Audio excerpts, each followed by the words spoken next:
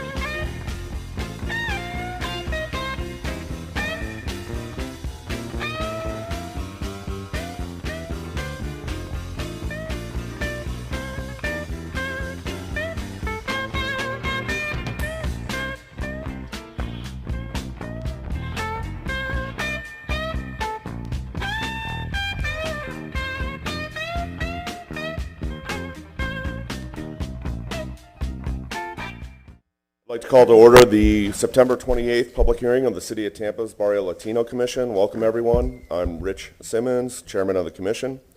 If you are here to present a project, you will have limited time to make your presentation, so we suggest being thorough but concise. When coming to the microphone, you will need to identify yourself and your relationship to the project. The commissioners will not ask any questions during your presentation. Your project should be presented in the following order: site plan, elevations, architectural details, wall sections. Staff presents the staff report. We will then ask for public comment. Following your presentation, the commissioners will be asking questions in the same order as the presentation. Please state and spell your name clearly for the record. If you are here to speak for or against the project, your time will also be limited to 3 minutes, so take some time now to summarize your comments. Following public comment, the applicant will have 5 minutes for rebuttal. The public hearing will then be closed. The only comments which will be allowed after the public hearing is closed will be in response to any questions from the commissioners. The commissioners will then discuss the case and make their decision based upon the city ordinance, chapter 27 of the city zoning code, the design guidelines, the Secretary of Interior standards, design review comments, and the testimony given at this public hearing. The BLC can only act on items that are within our specific jurisdictional responsibility. Owner agents are independently responsible to obtain any appropriate permits and or approvals. If you haven't already done so, please silence your cell phones. We'll start with the introduction of my other commissioners, starting on my left. Good morning, I'm Eric Schiller. Morning, I'm Liz Welch. Good morning, I'm Leaving Wood. Jose Perez. Okay, and today from city staff we have Dennis Fernandez, Ron Vila, Beverly Juzak, and Kamaria Pettis-Mackel from City Legal.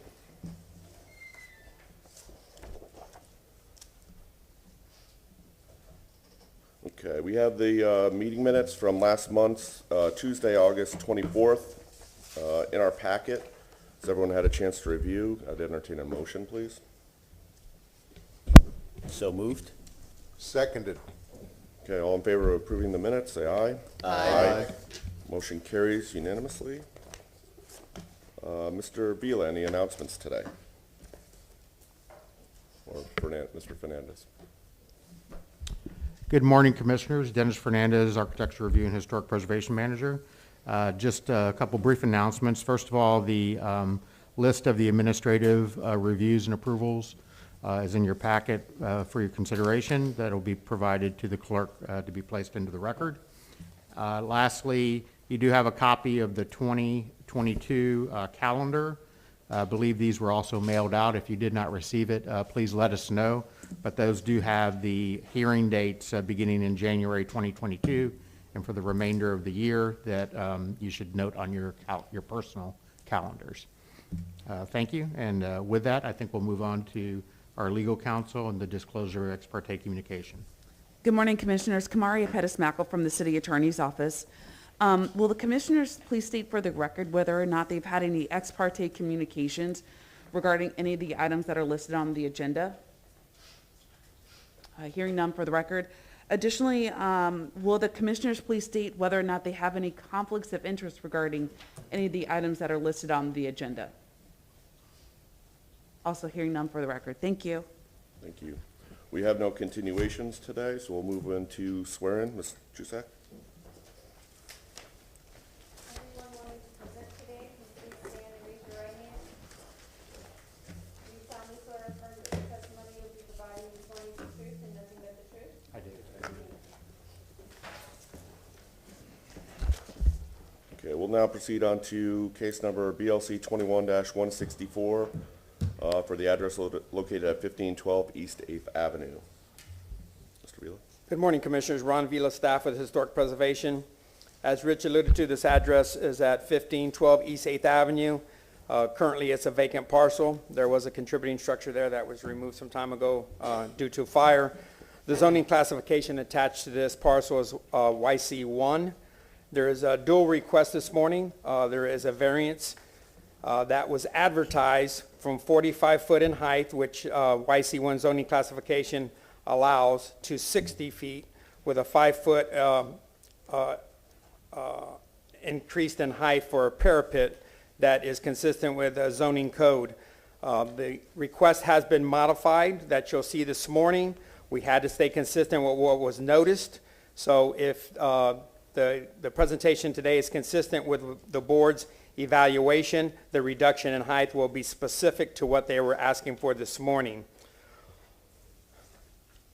Along with the request this morning, we are going to focus on the variance. The variance hardship criteria is in the Commissioner's packets to follow along. At this point, I'd like to do a brief photo presentation. If we could go to the Elmo, excuse me, the monitor. On the monitor, this is the map from 1929 showing the property does face 8th Avenue. To the rear, you have an alley, and you see the concentration of the structures in the period in 1929. The majority of the parcel does face 8th Avenue, and then we're going to call it the tongue as it's referred to last meeting, and today I think they're going to refer to it. There is a small portion of the parcel that does face 15th Street. This is looking from a overhead. 8th Avenue does have the trolley tracks on it. Noticed here in the overhead. The majority of the parcel is here, and as I mentioned, there is an additional section that does come out to 15th Street, and there is an alley that runs behind the parcel to the north. This is looking from 8th Avenue back into the parcel. You see the trolley tracks, sidewalks, and 2 contributing structures flank the parcel. This is looking at the 2-story contributing structure with a warehouse, a 1-story warehouse. This is to the west. This is looking at the 2-story contributing structure to the east along 8th Avenue. This is just a street shot to give you a perspective. This is 8th Avenue, the trolley tracks, and then you see the flanking of the contributing structures down 8th Avenue. This is looking to the west. Turning around 8th Avenue and looking towards the east. Directly across 8th Avenue to the south, you have a 1-story building. This is looking at the tongue portion. This is looking from internally from the site back towards 15th Street. There is an alley that runs to the north that abuts this building here, which is also a contributing structure.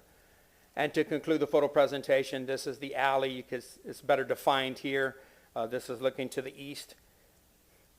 At this time, I'll have the agent address the board. Once again, we will focus on the variance portion of this request. The agent and his team has 10 minutes to move forward, If additional time is needed, you could ask the board at that time. Thank you. Good morning. Greg Whaling with KWJ Architects. I'm the authorized agent on the project architect. Before I start my presentation, we would like to have our legal representative and planning consultant, Mark Bentley, address the commission. He wants to discuss some of the questions that were raised at the last hearing and go through some of the more recent changes in zoning code and the comprehensive plan. As a little bit of background, Mark is a certified planner since 1989. I'm certified with the AICP. He's board certified by the Florida Bar. He's one of the original professors with USF's Urban and Regional Planning Program. He's also a former chair of the YCDC and chaired its Standing Planning and Zoning Committee for several years. Over the past few years, he has worked with the city to revise the zoning code and the comprehensive plan to specifically address Ybor City. And it goes without saying that his expertise on this development project is invaluable to our team, but more importantly to our community in making educated decisions moving forward with development patterns in Ybor City.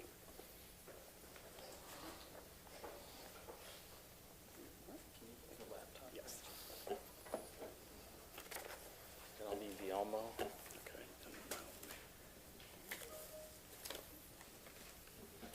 Good morning, Mr. Chairman, Commission members. My name is Mark Bentley, 401 East Jackson Street, Tampa 33602. It's a pleasure to be before you this morning. I have some handouts. Ron, I don't know if you can facilitate that. One for Commissioner, and I think have this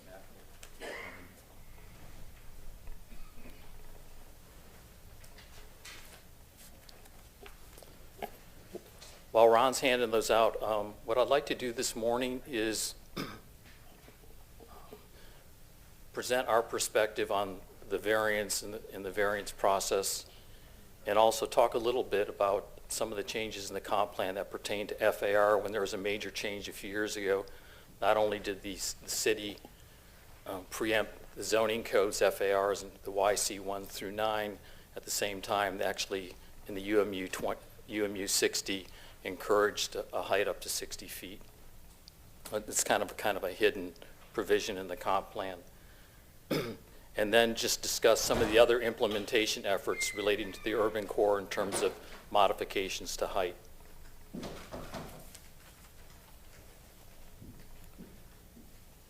So I reviewed the last hearing, and a couple issues were raised, and one by Ms. Welch, and I'm just going to paraphrase. You expressed concern about the increase in height or heights of buildings in Ybor relative to the integrity or certification of the National Landmark District.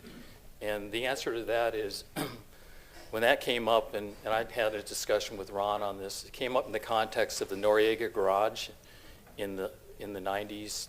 The massing and scale of the garage had raised some concern. In order to qualify for the National Landmark District, it's based on the history and character of the buildings, et cetera, et cetera. In the history of the whole certification process, there have been 36 revocations, and those, none of them related to districts overall. They were all specific buildings, like Wrigley Field.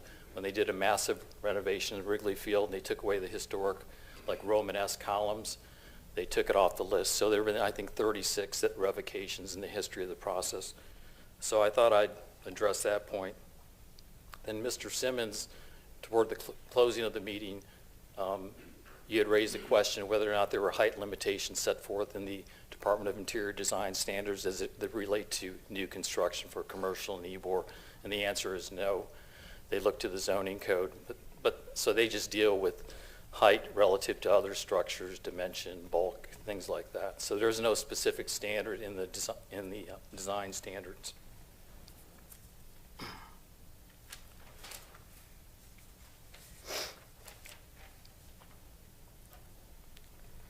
What I've handed out, one of the documents is the variance criteria, and although you have that in your backup, I'm not sure, and I don't think you do have the first paragraph under 2796D. That's really important. It kind of lays out the perspective in terms of application of the 6 criteria. And if you look at that, and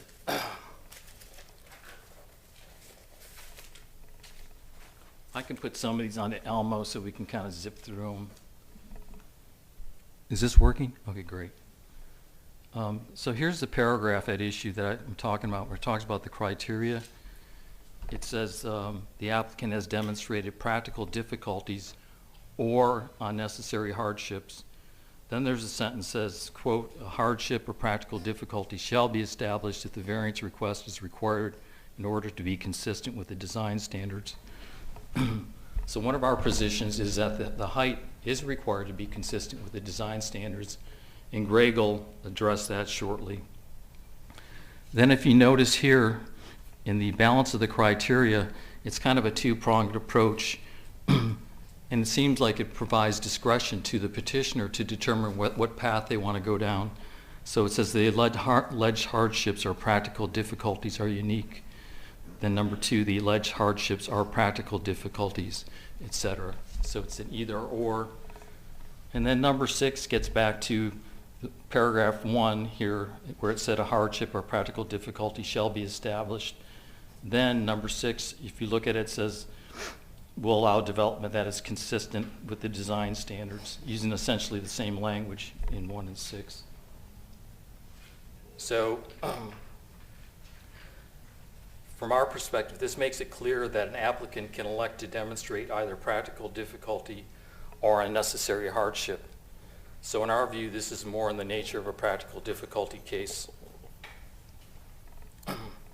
So our position is that the code imposes a practical difficulty which does not prohibit a discussion of various difficulties, such as the size of the building is located between 2 contributing structures, there's an active trolley in front, and also allows discussion concerning economics. Note the long-standing law in Florida is that mere economic disadvantage does not constitute a hardship. That's to say, relying solely on economic disadvantage cannot demonstrate the hardship or justify. And I think Mr. Schiller brought that up, that historically when you raise a point of economics, you're admonished by the staff like, hey, you can't do that. So the case says mere economic, and there's 3 or 4 cases, and I've got them all, and that's kind of what they call black letter law in Florida. But since we're not going to go down the hardship path, it's really pretty irrelevant. So we'll be analyzing the criteria in the context of practical difficulty without application of the unnecessary standard, which is a moot point. Then your discussion is to be based on substantial competent evidence, or your decision, excuse me, in the record that we meet code requirements for a variance. So what is competent substantial evidence in a quasi-judicial proceeding? Florida Supreme Court says that is such relevant evidence as a reasonable mind would accept as adequate to support a conclusion. So the evidence relates to the quality of the evidence, not the quantity. I don't need to come in here with a wheelbarrow full of evidence. I can come here with 1 sheet of paper, okay, and coupled with some testimony, and we may meet the criteria. And that's ultimately your decision. But that's what this is all about. I'd like to address some of the planning issues that relate to the property. 2796D, what you have is a practical difficulty shall be established if the variance is required in order to be consistent with the design standards. It's the same as 6. And as I mentioned, Mr. Whaling's going to tackle that issue.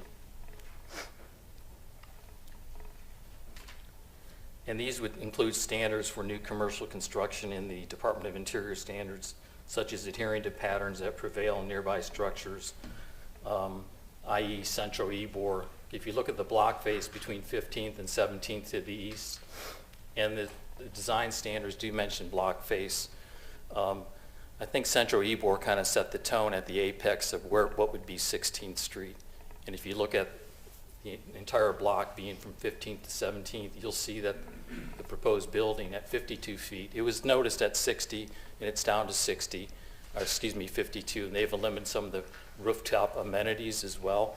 You'll see that it fits in very consistently, especially in light of the fact when you go about 50 feet to the east of the subject property, there's a building, and I haven't researched this, so I can't reach this conclusion, but it's 57 feet tall, and it was built in conjunction with the Centro Ybor, so I would assume that in light of the fact that the height limitation at that point in time was 45 feet, that it received variance, but I don't know that for a fact. And one other thing here too is, we beat this dead horse, I think, a lot, is in terms of precedent, anything you do today cannot be used as precedent relative to another variance application or rezoning application in Ybor City. So you can rest assured that won't come up.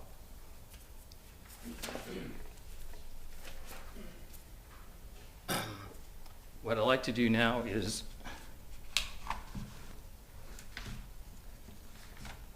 and I have all these cases I'm talking about, but I know we're limited on time, and I can gladly give any of this stuff to Ms. Pettis-Mackle at the conclusion of the hearing. So here we have Ordinance 97-270.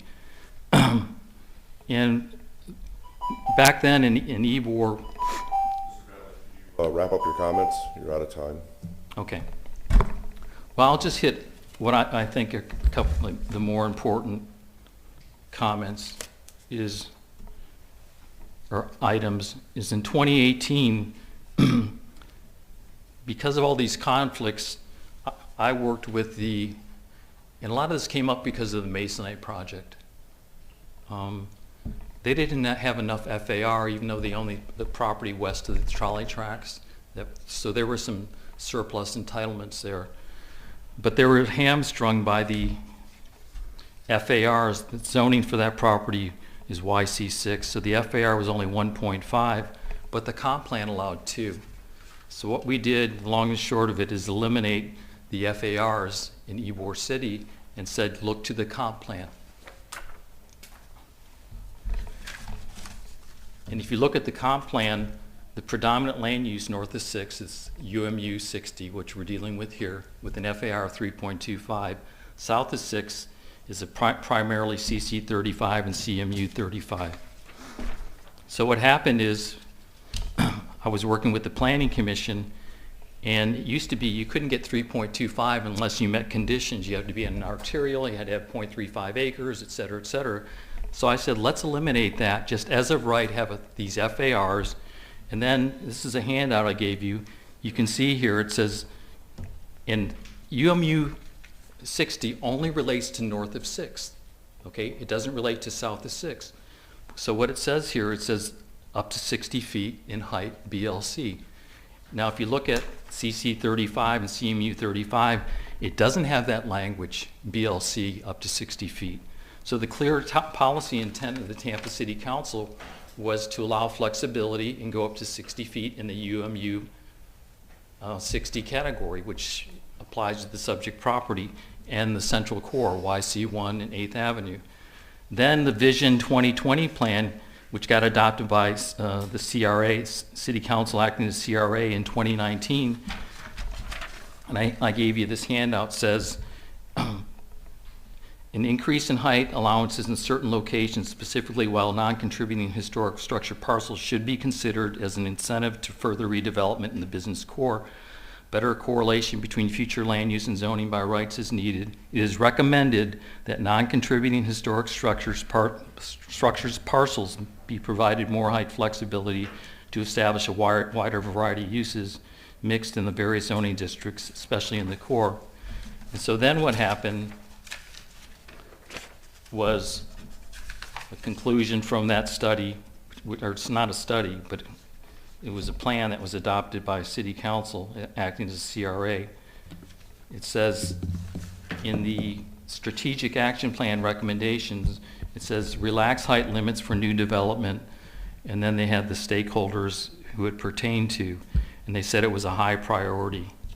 So I kind of rushed through this and missed some of the points leading up to it, but the long and the short of it, is there's been this movement toward, in the comp plan and actually in the Vision 2020 study, which was adopted in December 2019, to allow for greater heights in the urban core to incentivize redevelopment of some of these infill properties.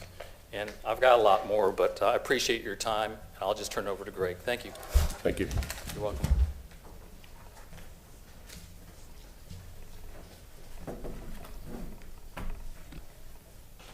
Commissioners, Ron Vila, staff for Historic Preservation. The variance portion of this request is 10 minutes. The 10 minutes are up. If the board wants to allow them additional time, I would put a cap on that time so they could define what their request is this morning through some illustrations and to address the language for the hardship criteria and answer the 6 questions and put that into the record. Hello. Thank you. Okay, so I am going to be relatively quick about this. Now, Kamaria Pettis-Mackle from the City Attorney's Office.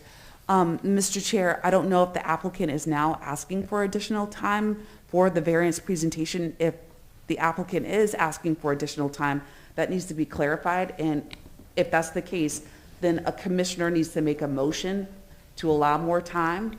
I didn't hear a request by the applicant Okay. to ask for more time on the variance, so I assume that we're moving right into the CA portion. Again, Ron Vila, staff for Historic Preservation. I would focus on the variance portion. They've completed the variance time that was allowed for them for the 10 minutes. If the applicant needs additional time to put additional information on the record, he could ask for that through a motion. I would limit that time to whatever is the minimum required so we could focus on the variance. So we would like to make a motion to extend our time. Grant, No. How much more time would you like? 10 minutes will get it done.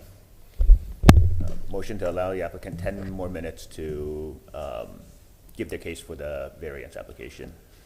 yeah, I think my concern here is that, from the last hearing, this project has changed significantly, or there's, changes made to that. I think, we could allow them more time for the variance, but I'd like to see what the changes made to the project are in response to our comments and how that addresses the hardship, practical difficulties criteria as well. So I'm open, give them 10 more minutes, but I do think we need to get back to what changed in the building and how that applies now to the variance request as well. Is there a second to the motion? Second. Second. And Mr. Chair, can there be a vote? Pardon? A vote on the motion. Yeah. All in favor of additional 10 minutes on the variance documentation, presentation, say aye. Aye. Opposed? Motion carries 10 minutes. Thank you. So real quick, this was, if you're sitting on the screen, this was the 3D model of what was presented last time. It was approximately 60 feet tall with the parapet wall. It had extensions going up above that per the zoning code that allowed for stair enclosures, elevator, solar panel structures to go above that. We took into account the commissioner's recommendations, and the current design has been dramatically reduced. We've removed all the rooftop amenities, and in doing that, there's no longer a need for the tower structures to go up to the roof. So stairs in both corners have been eliminated. We'll probably have some type of bump up for the elevator just due to the technical aspects of the cab overrun there. Those will be confirmed. But we have also minimized the parapet height. And in doing that, we're getting much closer to the base zoning requirement. Again, looking, last time we showed that the green box is the base zoning requirement. It is 45 feet plus the 5 foot, so a total parapet height of 50 feet. What we're requesting is a roof height of 52 feet with a 2-foot parapet, so a total parapet height of 54 feet. And you can see how that relates to both the base zoning code, and then the kind of purple box being the max limit of the UMU 60 Tampa Comprehensive Plan. So we're just 48 inches above base code at this point with what our current variance request is. So that's the design. Now, in terms of how we meet that with hardship, I'd like to go back into, again, more of the details that Mark was touching on. How are we doing that? Let's talk about practical difficulties. When we look that up from legal terms, there are two definitions. Means that the property owner proposes to use the property in a reasonable manner. So is what we're presenting a reasonable manner? We feel it definitely is. That reasonable manner not permitted in the zoning code, meaning we're going above that 45-foot limitation. Practical difficulties, definition 2 means that dimensional zoning requirements, meaning setbacks and heights, cannot be met by an existing lot or parcel because of its unique or unusual shape and size due to its narrowness, shallowness, irregular shape, or natural or existing development characteristics. We went extensively over the fact that this L-shaped site with this tongue that was 20 by 70 was indeed completely unique to all of Ybor and more specifically to YC1, and that due to the shape of this, it did impose construction aspects, difficulties, along with the redevelopment of a 140-foot long unimproved alley, the natural or existing development characteristics, the fact that in YC1, it's one of a handful of properties that is abutting the trolley and whose main property facade is impinged by the trolley's infrastructure immediately in front of it. So again, you'll hear about these practical difficulties. The next is the design standards and how we meet those.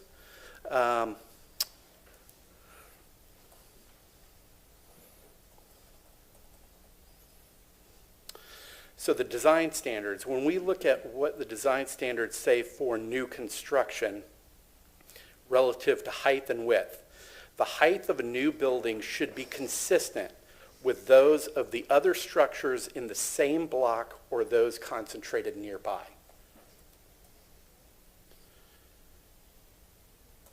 Sorry.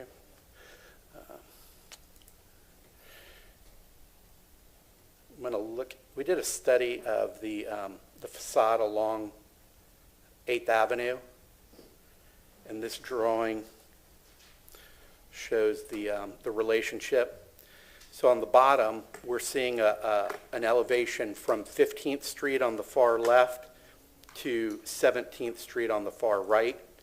You can see predominantly 80% of that facade is well over 60 feet tall. Specifically in the corner near most adjacent to our structure, it's 57 feet. You can see how the proposal that we are providing has kind of a stair-stepping or a pattern at the end, which isn't just cut off and making Centro just kind of this ominous tall building that extending a little bit above the existing structures kind of helps break down the mass of that streetscape. I can go into more detail on what we're presenting here, but effectively, if you see where we are, 50 feet, this is the base zoning code right here. This is 57, and you can see that we're falling in between. So that's how we meet the design standards. And again, if we go back to the code, it says that by meeting these standards, that we're in part, let's see, meeting these standards, we're in part showing that this request is valid.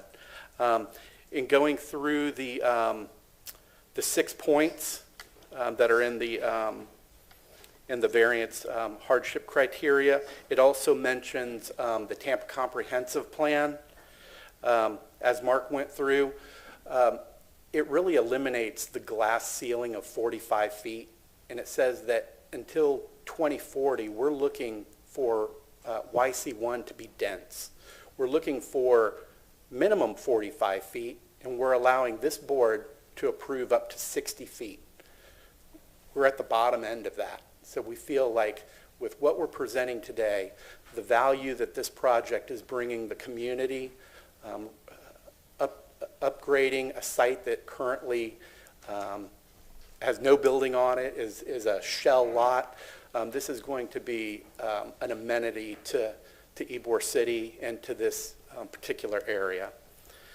I have a lot more information that I can go through, but I know we needed to be quick. In terms of the certificate of appropriateness, if we should get there, the building that we're presenting, again, it has very little change from what was approved 3 or 4 years ago when it was presented as a 4-story building for apartment use. And so we would ask that the commission accept this hardship and this criteria for practical difficulties as justification for approval of the variance request that we're submitting. And if you should have any questions, I'd be more than happy to answer. Okay, we're going to go ahead and close the variance portion here. Mr. Vila, do you want to comment with the staff report? Staff is silent on variance requests, but I would advise the board to review all the documentation that was provided orally and written into the record this morning, to review that against the criteria that we have, and then to discuss it. If there's any additional questions, you could ask Mr. Whelan during the question phase, and then once you close the public hearing, then you could go into deliberation. Okay. Is anyone here from the public that would like to comment on this case? Please step forward. Your time is three minutes, please. Good morning. Thank you. Good morning, Commissioners.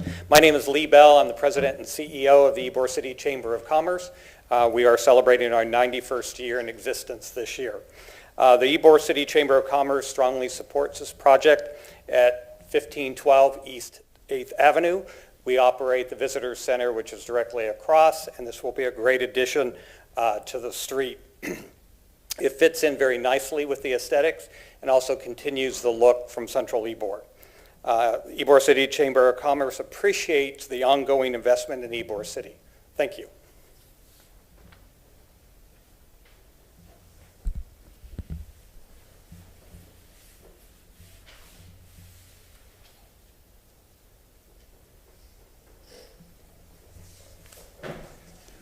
I'm Bill Besalou. Good morning, committee. I own the adjacent property at 1909 North 15th Street, just across the alley. We've reviewed the plans and discussed them with the team, and we are endorse the project as proposed.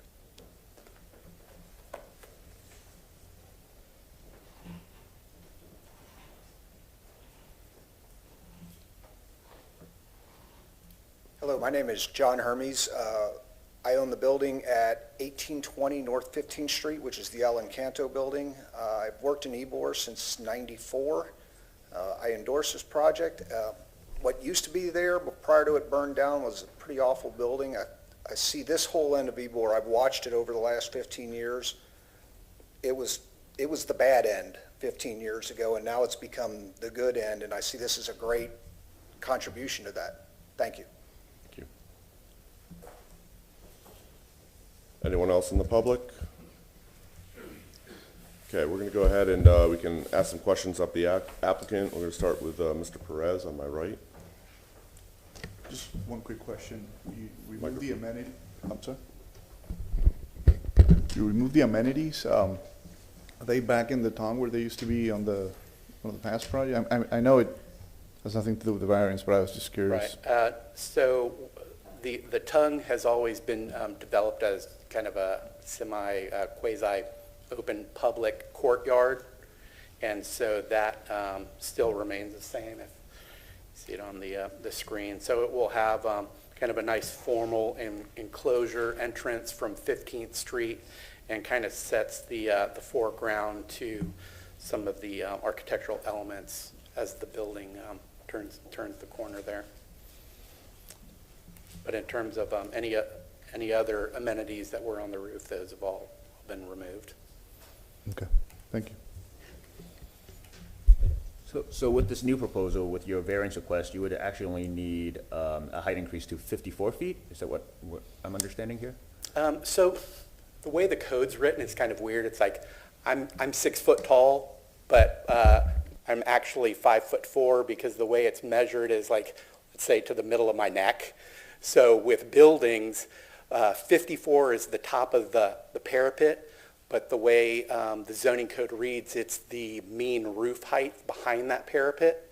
So 52 feet is where the actual roof structure of the top floor is.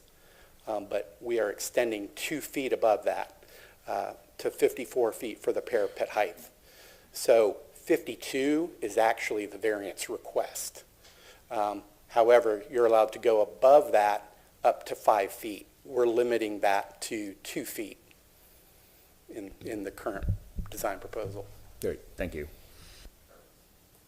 It's kind of confusing how it's measured and how you actually perceive it from the street.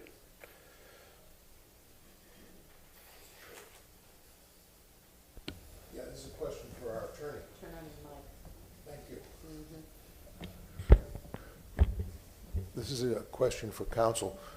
Considering that this is a continuance, can we reference testimony from the last meeting? Kamaria Pettis-Mackle from the City Attorney's Office. Since this is a continuance and all the commissioners were at the previous presentation, you can recall information that was presented on the record at that hearing, but also what was presented at this hearing as well. Gotcha. And then the request has changed from the applicant regarding the height. Okay. So I'll go back and ask a question from the testimony of the last meeting. And what I'm thinking is that, or the perception I came away with was that if the variance is not granted, this project is not viable. Did I get that correct? That would be up to our development team to further study. But the main premise of what we're asking is that we need 4 stories to make this viable, this solution. And we need those floor-to-floor heights to be the 14-foot ground floor and 12'8" for the 3 floors above it for commercial space. And that's based on that you don't want to build an 8-foot ceiling on a commercial space because you can't sell it. Correct. Okay, I understand that then. But understanding that, we'll go back to Mr. Bentley's comments of this morning, that economic hardships are not considered, and they're not viable in the 6 requirements for a hardship. And I believe he said merely economic. Huh? I believe he said merely economic, so only economic. Economic can play a factor into this. Economics plays into a factor of all hardships. Can I clarify? Sure, of course. Thank you. Mr. Schiller, what I was saying is the way your code's structured is you can go down 2 paths to justify meeting the 6 criteria. One is there's practical difficulty, or the other one is unnecessary hardship. And what I said the case law says in the context of unnecessary hardship, that, quote, mere economic disadvantage in and of itself shall not justify an unnecessary hardship, okay? In and of itself, if I came up here and said my hardship is solely related to I can't lease out the top floor unless I get the variance, that doesn't work. But what I then said is we're not going down the unnecessary hardship path, we're going down the practical difficulty path. So this issue about economics is fair game from our perspective. If I was going to argue unnecessary hardship, we wouldn't be arguing anything about economics. And that's what the case law says, and I've got 3 or 4 cases and articles on that. Oh, you see what I'm saying? No. Okay. I'm just saying our position is there's a practical difficulty associated with development of this property for various reasons, okay, including economics, and which is fair game if you're arguing practical difficulty. If you're arguing unnecessary hardship, you cannot argue alone economic disadvantage.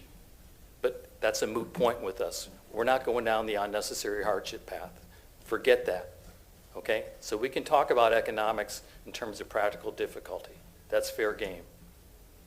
Your code allows, if you read it, the option, we can go either that path or that path. That's why I highlighted the code for you. It says or, okay? So I know it's kind of a nuanced thing, but that's the way your code's drafted. So thank you. Maybe I didn't answer you, but gave it a try. I have no other question.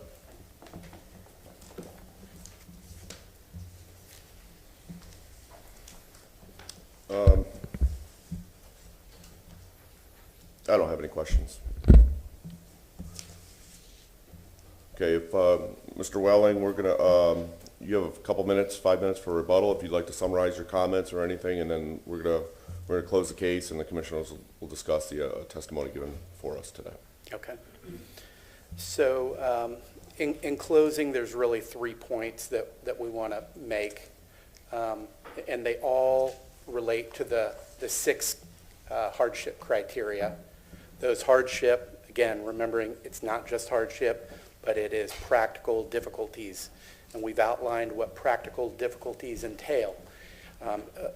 The legal description of practical difficulty was very concise about the shape and the constraints on a building site.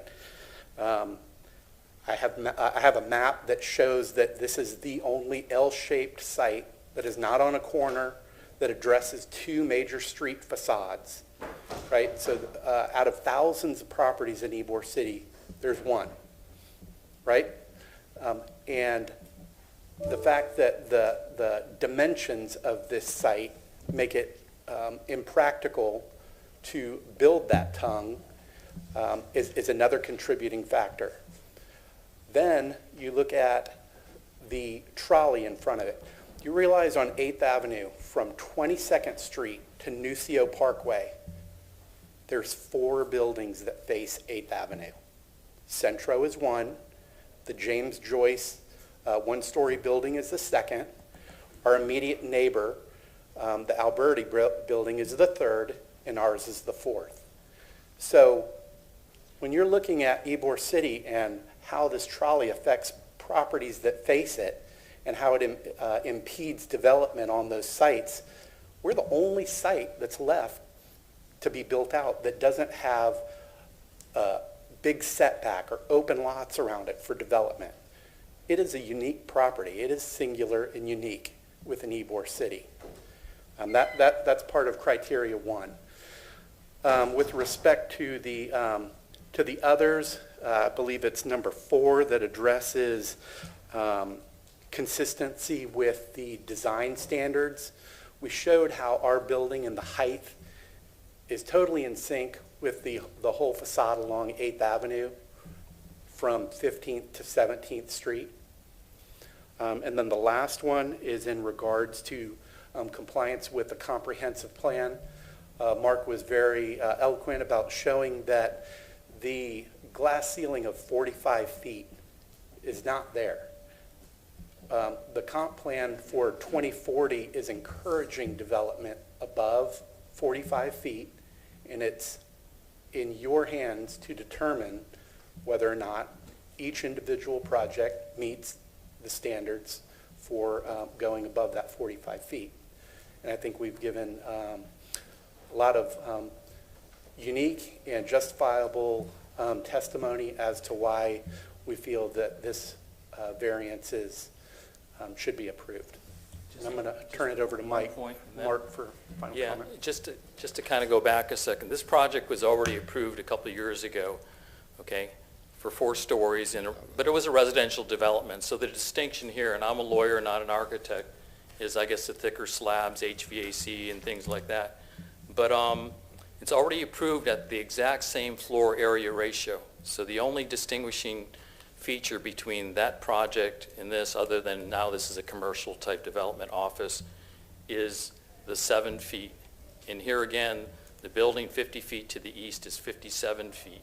So when you look at application of the Department of Interior standards, it's completely consistent in terms of scale and bulk with the block face, which is the standard that's applicable. And then I want to talk about the tongue. These guys paid the same unit value for the tongue, and I know Ms. Welsh, you're in the real estate business, is they paid for the same square footage per square foot for that tongue as they did for the larger piece of property. Okay, it wasn't a giveaway or throwaway or a freebie. Okay, there are valuable entitlements associated with that tongue at an FAR 3.25 that were transferred over to the main property. And that's encouraged in the comp plan, what I kind of rushed through talking to you about. And that's how Masonite became successful. Same situation, even though I know it's not in the urban core in the YC1. Thank you for your time. Okay, we're going to go ahead and close the public hearing, and we can discuss the case amongst ourselves. I'll start with Mr. Perez on my right. I have no comments at this point. As I was absent at the last hearing, I just wanted to check base. Were there any public comments from the previous hearing in which people spoke out against this project? Not against. There was the adjacent building owner, I think, came up and spoke today, and he was in favor of the project. I'm going to go ahead and talk a little bit right now. I think, I think this commission had serious concerns over I go back to what this project was originally approved at, in a 4-story residential, and it fit within the height limits, and I think we were okay with that. I mean, the design was great. The last hearing, they came in and really, I think, tried to max out, all the variants to get the additional height. They had, an overrun stair, full 60-foot height, potential for a rooftop bar or solar panels. I mean, the thing was just built out. And I think they've made a very concerned effort now to change this building from a residential type of building to a commercial building. And as an architect, I understand the need for the higher floor-to-floor heights. And they have, in the documentation that we received, they have 14 feet first floor and then 12.8 all the way up, which is pretty standard for commercial. So they've made a conscious decision to change this project from residential to commercial, and now they're asking for the minimum height allowance. Before, I think they were asking for the maximum. We had concerns with that. They've made adjustments to their case and stated their case. The hardship criteria, and just as a side note, on the variance request, it says to increase that from 45 to 60 feet with 5 foot for parapet roof, and I think that's what was noticed, so they haven't changed that, but I think this commission has a purview to specify exactly what they're requesting at this hearing today, which is 52 feet and 54 feet with the parapet. It's about 7 feet over. I think there is evidence presented today that this is a practical difficulty of going from residential to commercial. I would have liked them to say that a little bit more directly. With the hardship criteria, I think, going down the directions of practical difficulties is a little bit more palatable than the hardships. The hardships, I think, were a little bit more difficult to get a hold of. I mean, they bought the site, they want to develop it. There's no trees, there's no easements, other things that you normally get for a variance. So I understand the argument of going to practical difficulties is more palatable here. Item number 6, with the variance request, I kind of have an issue with them stating that they're falls perfectly in line with the design parameters of a historic district, including height. Well, you're asking for a variance on height, so that one's a tough one to swallow on that one. But I think they've done what we've asked them to do and brought this building more in line with where it needs to be. Very similar to the first approved case. There's precedent set for Central Ybor, new construction. The contributing structures are adjoining, so that's a little concerning, but they scaled this back down to something that's much more palatable for this commission, I believe. Ms. Welch? My turn? Yeah. Thank you. Yeah, I believe they're going in the right direction, but I don't think they're there. And I don't want to forget that the staff report finds the application inconsistent. Isn't that correct, Ron? That's correct. And why is that?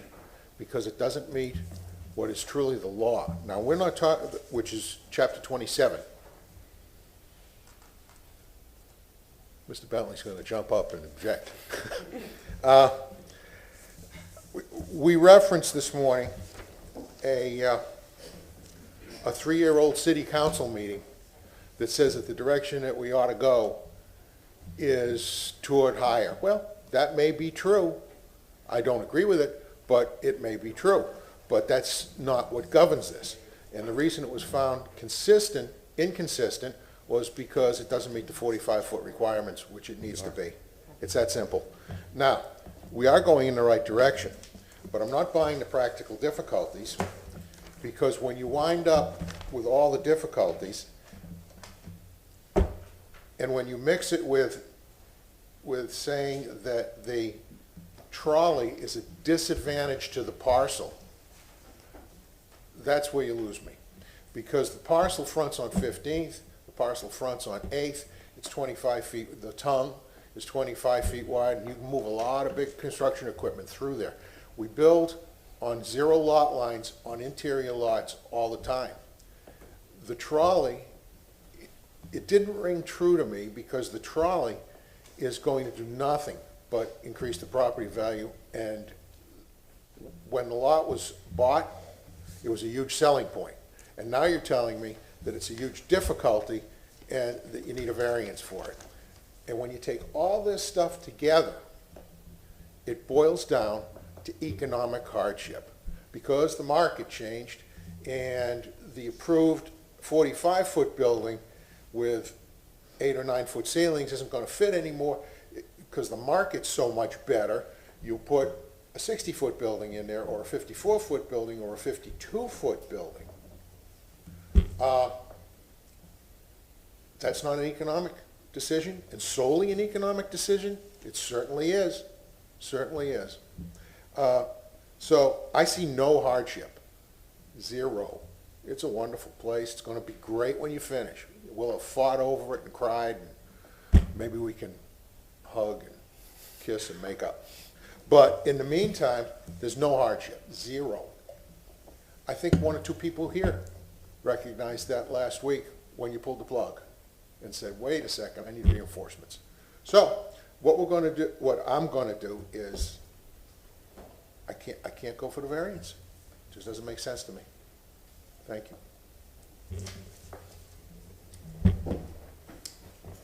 Were you, I think since we're talking amongst ourselves, were you guys here when they did the residential approval? I was.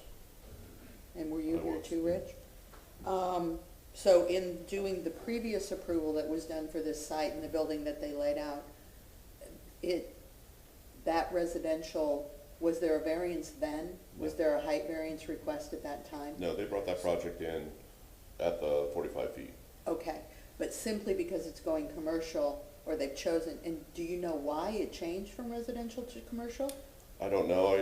I'd assume economics. You know, I mean, there's a variety of reasons. That's for the development team. You know, we're just tasked with what they proposed in front of us today. They made a conscious decision to make that change. Yes. I understand. It was just out of curiosity for me.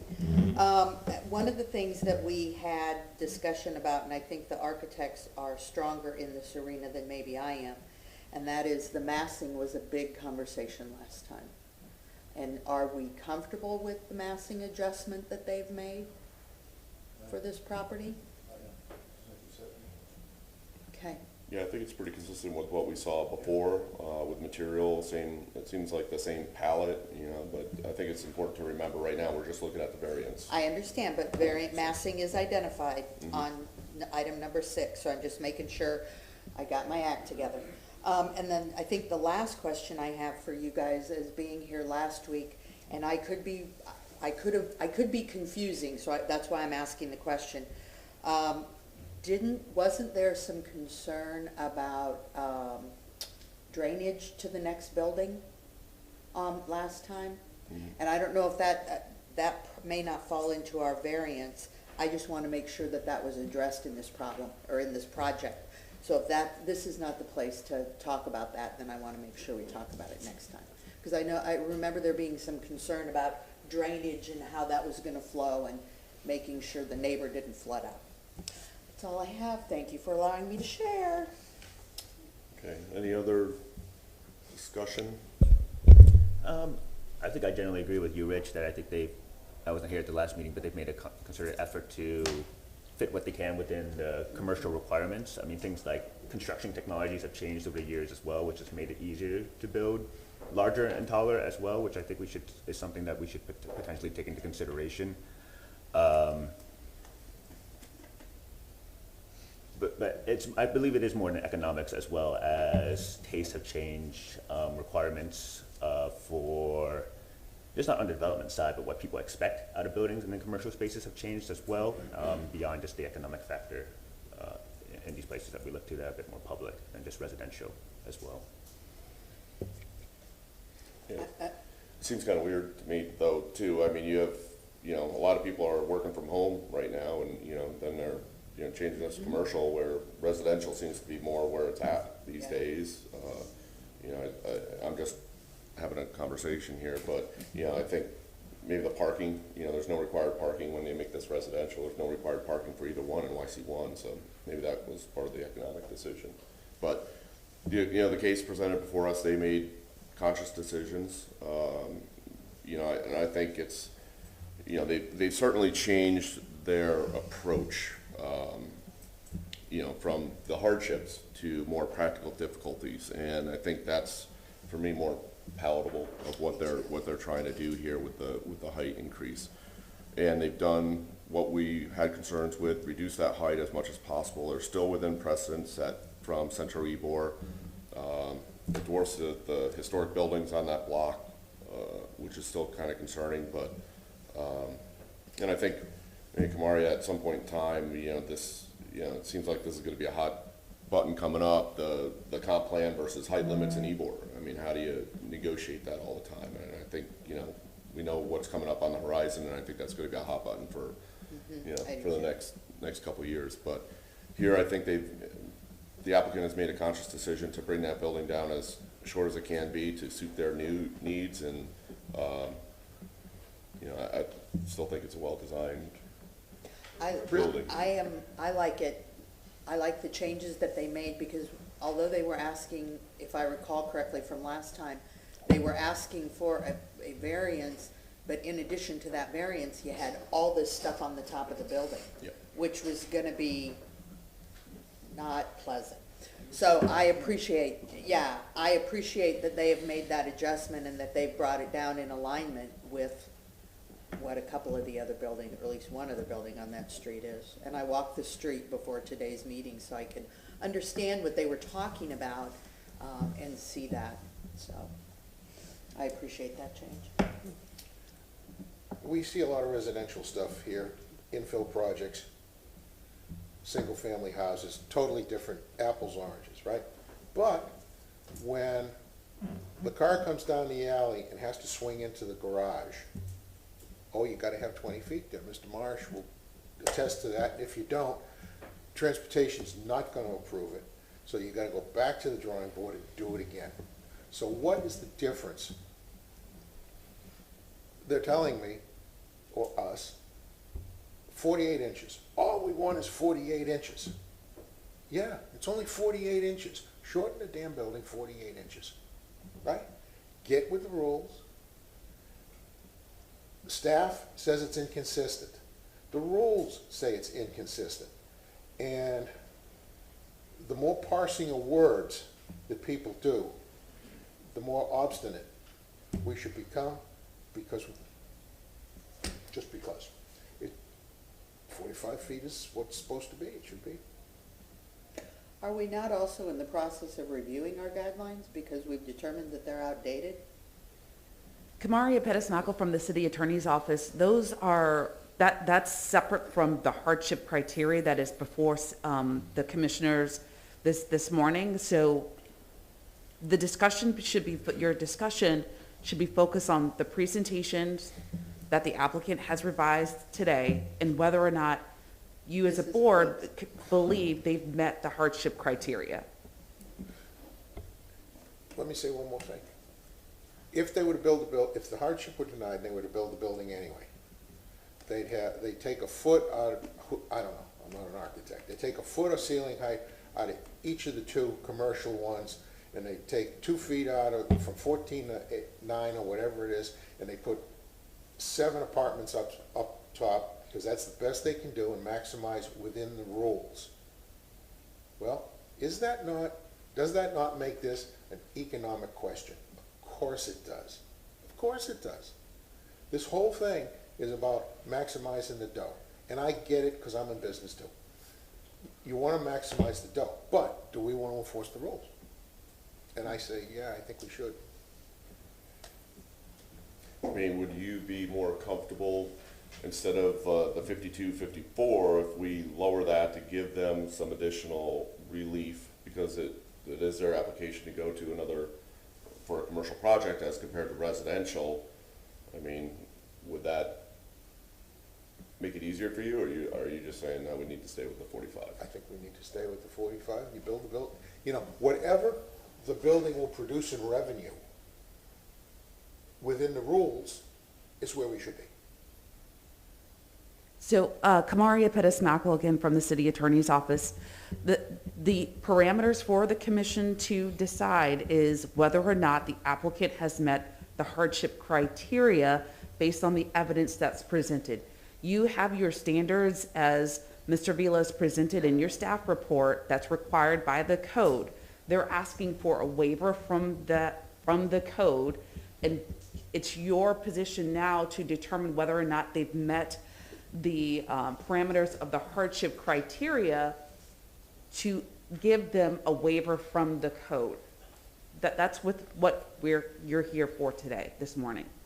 Whether or not they've met the hardship criteria for you to waive the provisions of the code.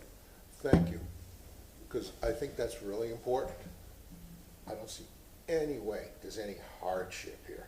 It's a question of how much money the property makes.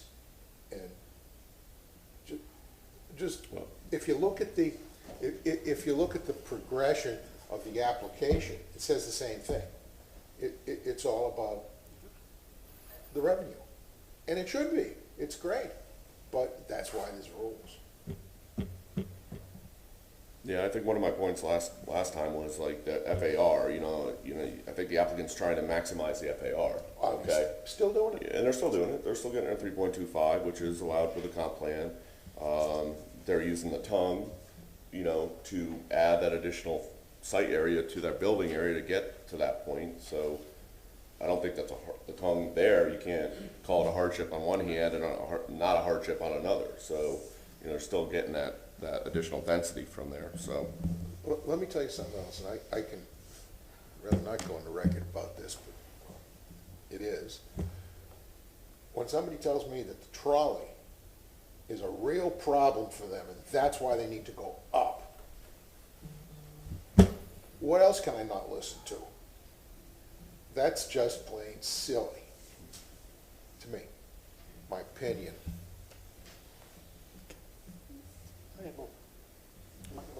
Okay. Okay.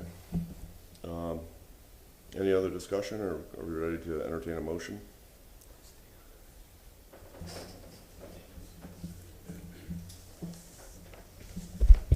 Could I ask Mr. Vila, for the surrounding context that the applicant presented? If we're gonna ask questions. Oh, we have to to open staff, up, we have to open open it up the conversation, open it up again? I'll pass it. I mean, you could make it a discussion point, but we just can't open it up again. Okay, so I was just curious about the surrounding contextual buildings, about how they have gone over the 45 feet. Were they granted variances as well? I know we're not supposed to use, not setting a precedent or anything like that, but were they given hardship, or was it before certain rules were imposed or jurisdiction? I think the building you're referring to is Central Ybor. I think that's a unique case that I'm not sure what they did. I wasn't on the barrio, and I don't recall what it was, but that certainly was a special exception at that If time. I had to guess, that was a planned development. Yeah. Totally different set of rules. But I'm guessing. Yeah. I mean, the way they, yeah. And city council gets into that, you know, when somebody's throwing that kind of money around, they don't want to hear from the barrio. They just want to make their own decision, and I'm pretty sure that's what happened, but I don't know.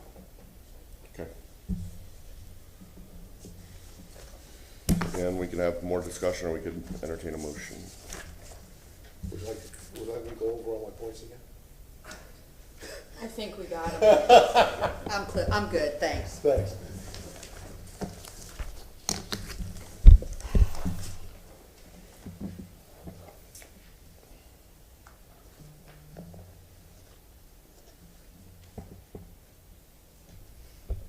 I'll make a motion to deny, if you'd like me to, the variance. If a commissioner could just make a motion, see if it gets second, and do the vote, that's how I would advise the board members to proceed.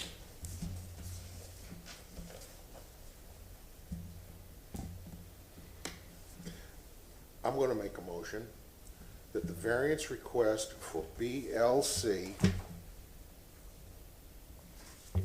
21-164 for the property located at 1512 East 8th Avenue for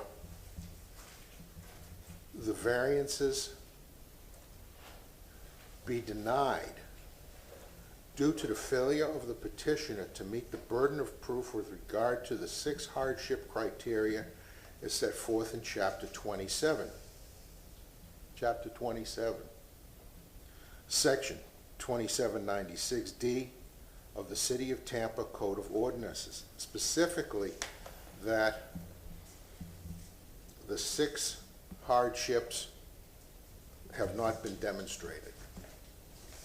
And that's my motion. Is there a second? Hearing none, the motion fails. So then,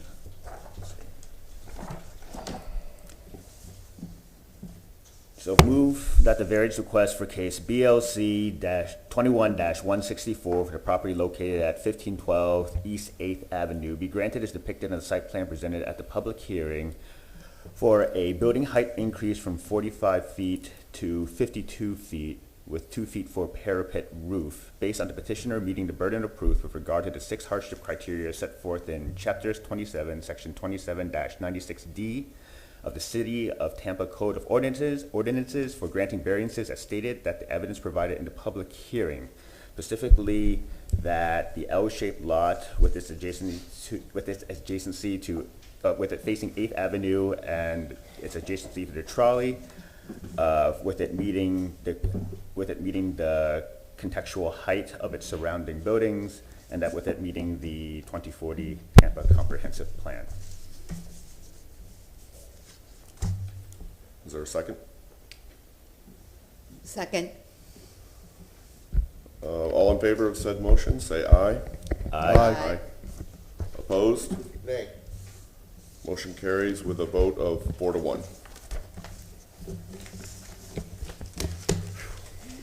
Good morning, Commissioners. Ron Vila, staff with Historic Preservation. At this time, Mr. Welling can proceed with the presentation for the Certificate of Appropriateness. Thank you. We appreciate your objectivity on the project that we are presenting. I would like to go ahead and, let me see if like to go ahead and present aspects of the certificate of appropriateness. Again, as stated, the design was originally approved in 2017 under a separate certificate of appropriateness. The basic design is unchanged. It still has the 4 floors. It still has the same base spacing.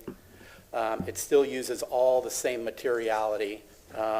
Very detailed brick patterning on the front facade, metal panels breaking up the different floor levels, a composite wood system that accents the entrance to the commercial office space, the elevator core and stairs that would be adjacent to the Rock Brothers building.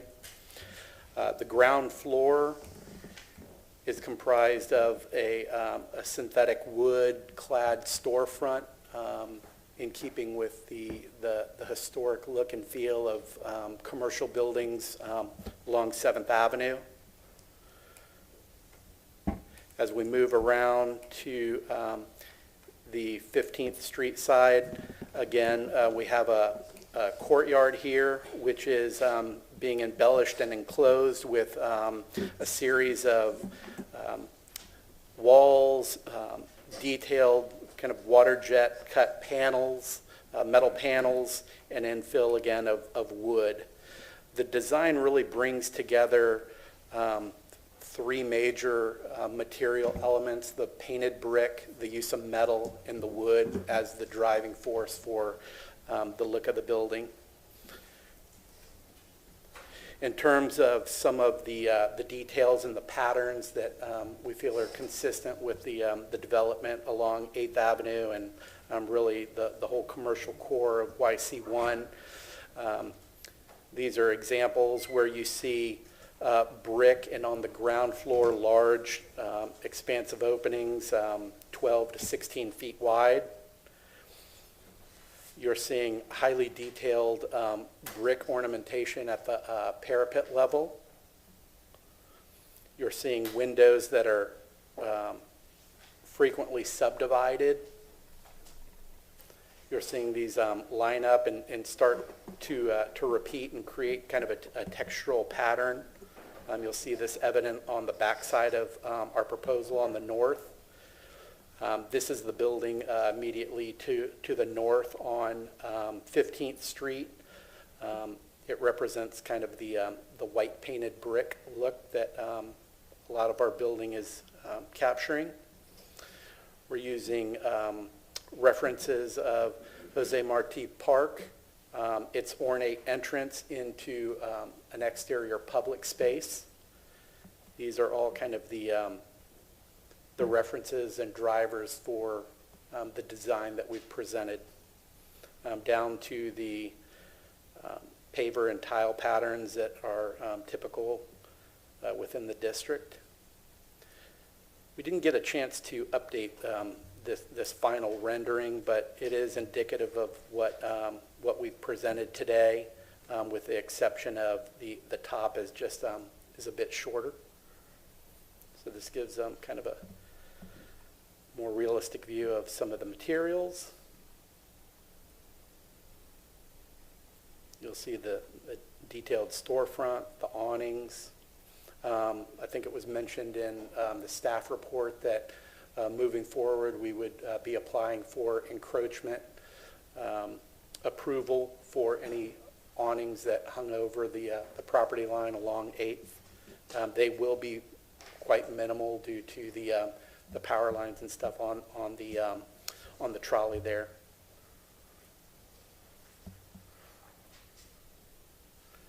Again, the courtyard, we can go into details about that. We see it as kind of a combination of large-scale pavers broken up to create a very indoor-outdoor feel.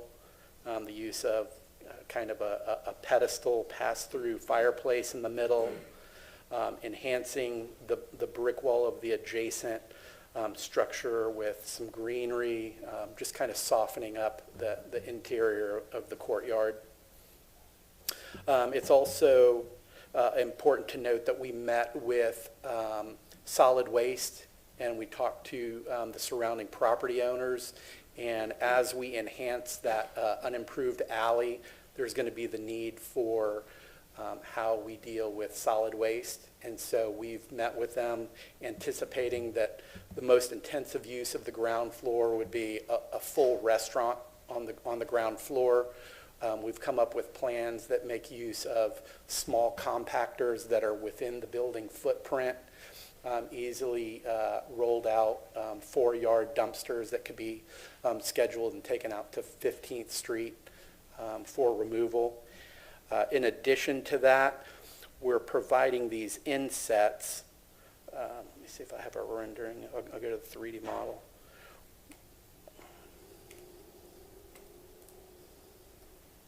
We're providing these insets to be able to have the small rollout containers, and we have them within the building and further down. I can show you that on the floor plans, but essentially this is kind of giving a space to the surrounding property owners to be able to keep that alley clear and provide a clean and orderly way of having those occupy that alley.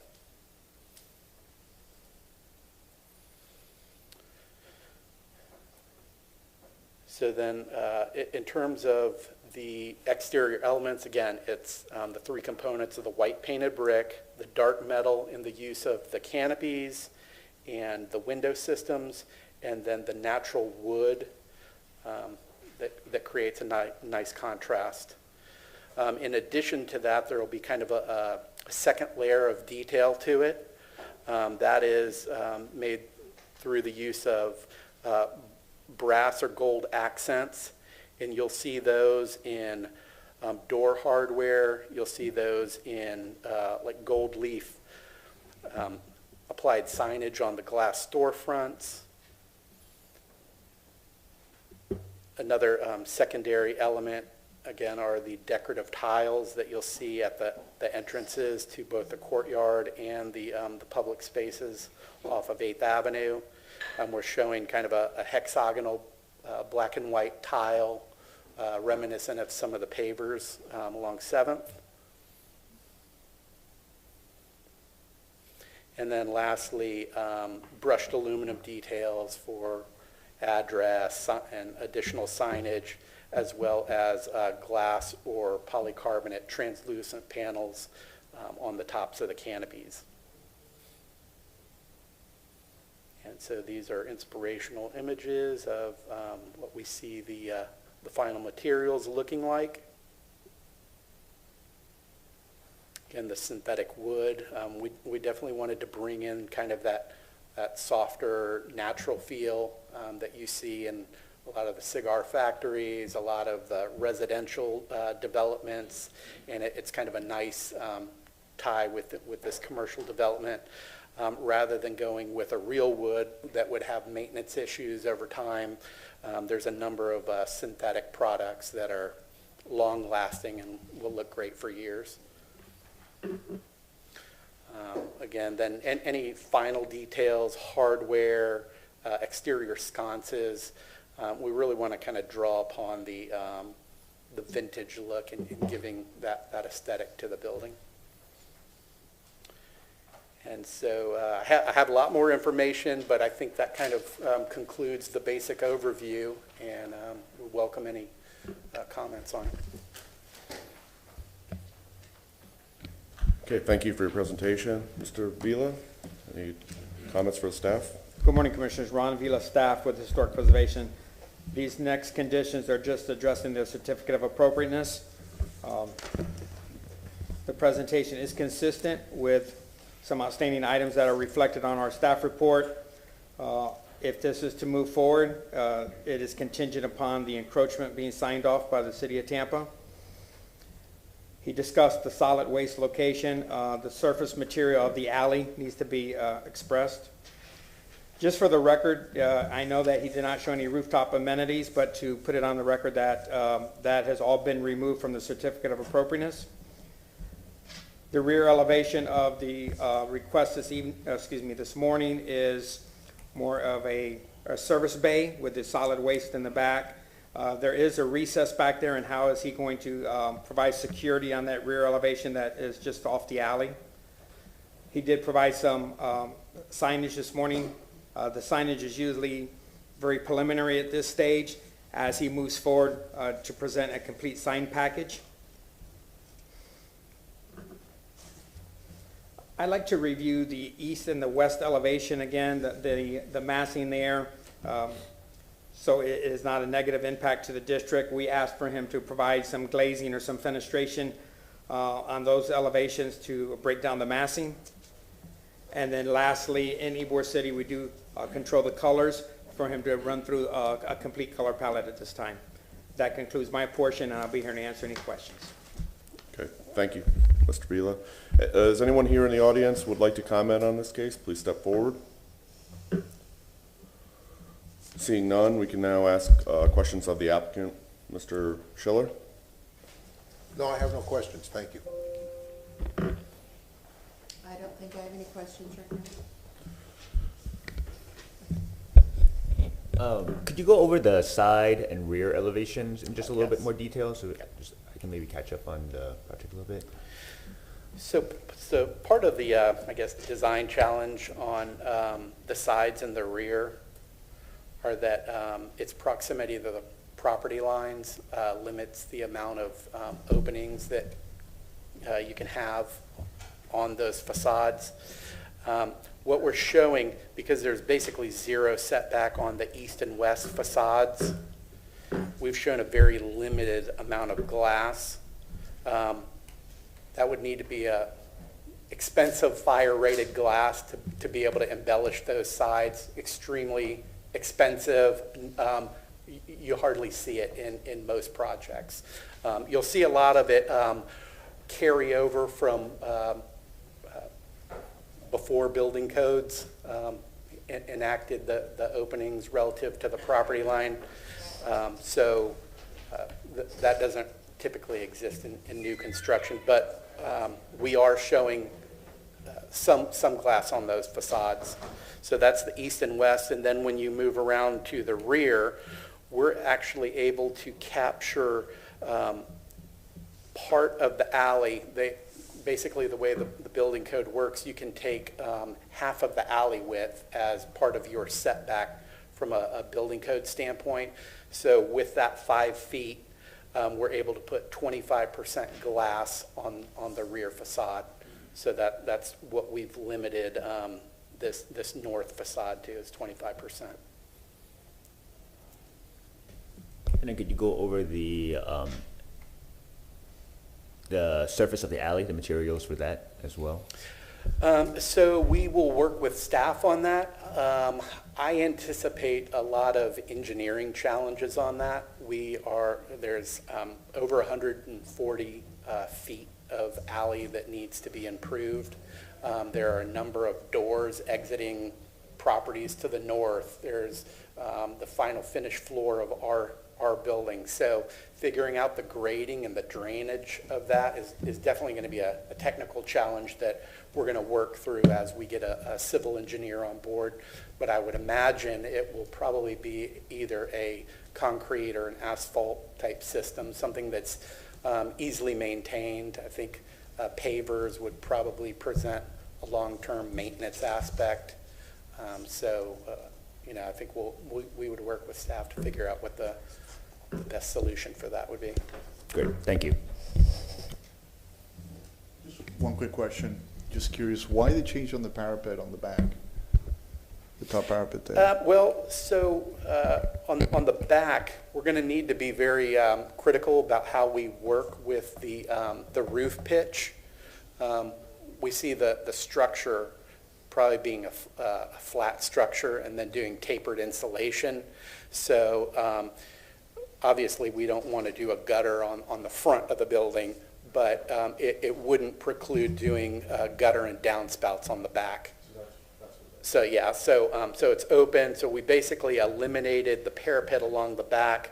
We have a gutter and downspouts, and then, we're showing still a decorative rail on there. That might be something that we can either look at or discuss. It's kind of carryover from the roof deck amenities. I don't know that that's necessarily required at this point. Thank you. I'm sorry, I do have one other question that came up. Can you go back to the trash? Yes. And just to make sure, I understand that you have worked with the city, and in having those, how are those trash, how are they gonna be emptied? How is that gonna flow? Is this alley big enough? It's not big enough for a truck to come down, is it? No. So everything is carried out to 15th Street. So it would come out to the street here, and that's basically how it works right now. However, a lot of these cans are just kind of littered up and down the alley. So we're Yeah, kind of alleys are a problem, so cleanliness. we're and- kind of creating a nice niche to be able to effectively keep that open. Another challenge with this is that that alley is actually an egress, secondary egress for Centro. So while we're constructing the building, all the technical challenges in terms of stormwater and everything that we talked about while we're doing that construction, that needs to maintain egress throughout construction. So there are a significant number of technical challenges that will present itself as we're actually in construction. And in that point, I think it goes back to the recollection that I had from last month's meeting, which was your neighbor was just there in support of it, as they vocalized today, but they're a little concerned about your project flooding their property. So I think I get the impression, or I want to make sure that I understand clearly, that you guys will work with him to make sure that that doesn't happen to him, because I don't want this growth and construction to negatively impact what's already existing. Absolutely. Thank you. Thank you. You're welcome. I don't have any, actually one question, the rail on the rear elevation, is that, I assume that's metal? Is that Yes, designed to be that was- determined? That was metal. Honestly, depending on if you have an affinity to keeping it's really actually no longer needed. It was left over from our rooftop amenities, so. So you want to get rid of it? We would probably prefer that option, yeah. Okay, yeah, I think that's a better way to go.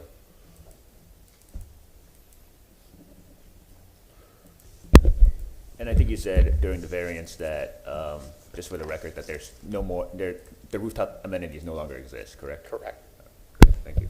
Yeah, I think in our motion, I think we need to stipulate that the only rooftop equipment that's going to be up there are the AC units, a roof hatch, and a small bump out for the elevator. So there's no rooftop amenities, if we can clarify that. Okay, you have a few minutes to summarize any of your comments. If you care to, we're done asking our questions, and then we're going to go ahead and close the public hearing. I mean, I think we definitely appreciate all the input and the approval this morning. We will definitely work with Ron and staff in any of the details, the materials, the color palettes needed to move forward. It's in our best interest. We look forward to this being an amenity to the district, and we ask for your approval of the certificate of appropriateness. Okay.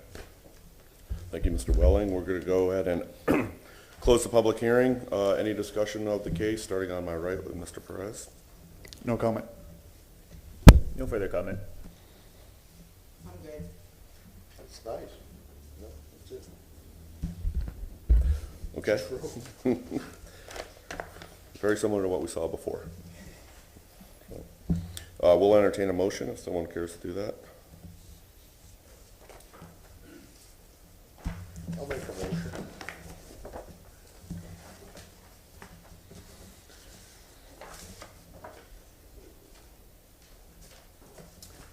Okay, this is a motion to move to grant a certificate of appropriateness for to the drawings and documents presented at this public hearing in BLC 21-164 for the property located at 1512 East 8th Avenue with the following conditions: that the applicant work with staff on all the final finishes, that the applicant understands that the certificate is being approved, and there will be no occupancy on the roof. Any others? No amenities on the roof? No amenities on the roof. The surface of the alley, that's interior. Oh, yeah, and we have to know, and he can work with staff on the surface of the alley, and particularly that he's responsible to make the drainage, the stormwater drainage, work. Yeah, I'd just like it noted that there's the handrails, the guardrails on the rear elevation got removed. Oh, and the guardrails on the rear elevation were removed because, based on the finding of fact, the proposed project is consistent with the Ybor City design guidelines of the City of Tampa for the following reasons: that it meets all the historic suggestions and so forth, and the Secretary of Interior standards, design guidelines and references. You have a second? Second? Yeah. Yeah, okay. Okay, all in favor of said motion, say aye. Aye. All right, before, Kamar, can you ask the applicant if he understands the conditions? Oh, yeah, we forget that. Mr. Welling, are you, is it amenable to you to accept all these, that the rear rail be removed, that there's no rooftop amenities, that you work with staff on final colors, and that the alley is improved per the working with city staff on stormwater and transportation? Correct, yes. I think Okay. we are Yep. amicable to all those conditions. Okay. The applicant has confirmed that they are, all those conditions are acceptable, and we'll go back to making actually, we're ready for a vote. All in favor of said motion, say aye. Aye. Aye. Opposed? Motion carries unanimously. Congratulations. Thank you. Appreciate it. Okay, good.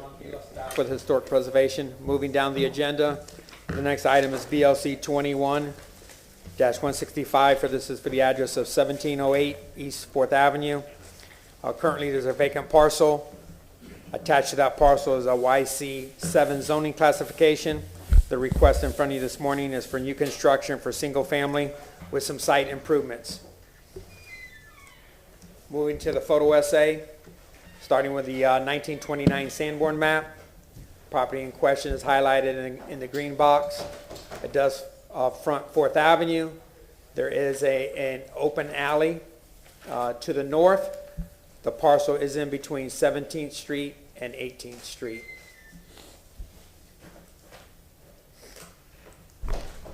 Looking from above, this parcel obviously is in the green box. Once again, you have 4th Avenue to the south, which it fronts. You see the parallel parking along 4th Avenue. The side streets are 17th to the west and Angel Oliva, which is 18th Street as well, to the east. The open alley behind, and you have two abutting contributing structures on each side. This is just looking at the parcel from 4th Avenue. This is the empty parcel to the east that is associated with this request. This is looking from the alley back towards 4th Avenue, towards the south. This is looking at the one-story contributing structure to the west. The agent will use this as a reference for elevation from grade and setback, and also this abutting structure to the parcel. Contributing one-story structure, setback, and elevation from grade will be part of the discussion this morning. Some street shots looking down 4th Avenue. This is to the west. Moving around in the other direction towards the east. See the large street with the parallel parkings that I indicated earlier. This is directly across 4th Avenue to the south. Just looking at the condition from the parallel parking spots to the granite curbing that should be stored in place.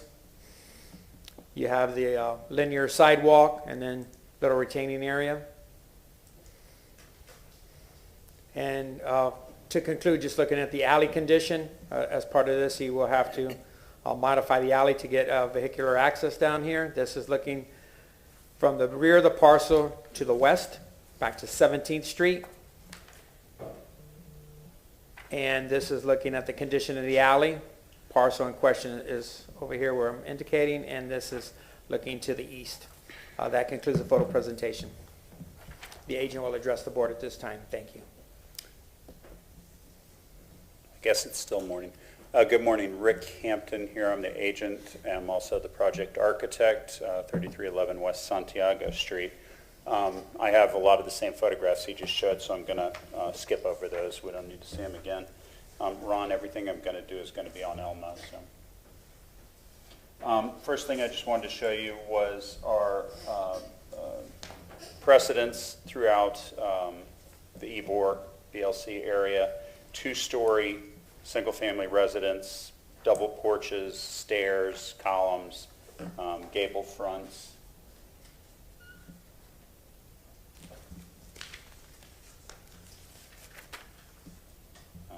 We will not use that color palette. So since Ron brought up the full site, I'll throw that site plan back up and just touch on it briefly. He is correct. We do have to provide access to the back. The structure that you see here is a garage, so we will actually be using the eastern alley for access into the garage. The doors do not face the alley. They face to the east. This tree right here is very large, and we are working with that owner to have it removed because it impinges onto the alley. So my owner and that owner have already agreed to start the process of having the tree pulled out. In addition, there is a power pole right here. Apparently, I say power pole, it is a Verizon pole. It is actually, all the wires on it are dead. They have gone underground already, so we're working with them to have that removed as well. As far as the alley from our property to the corner, I'm sorry, and there's another, I believe that is a power pole. Antigua will be shifting that off of where they're in the alleyway as well, shifting it back so that cars will have access there. As far as the paving in the alley, excuse me, as far as paving in the alley, the code does not require us to pave it for this type of project. It has to meet certain criteria, which is a compacted surface, it's got to be passable, things of that nature. Thus the reason we're moving poles and trees, and it is a crushed aggregate of some sort already. The alley is used regularly by people that park on either side of it, so it is accessed and used. Just wanted to address that quickly. Moving to the site plan itself. Can you go out just a little bit? You're in control. I am? Okay, don't know that. How do I do that? Gotcha, so that's up and down. Perfect, thank you, Ron. So this is the site plan for our project. 4th is at the bottom down here. The alley is on the north side. We have the 2 single-family residences on either side, which was already presented in Ron's photo essay. As I mentioned, you have a driveway that comes in and accesses this way.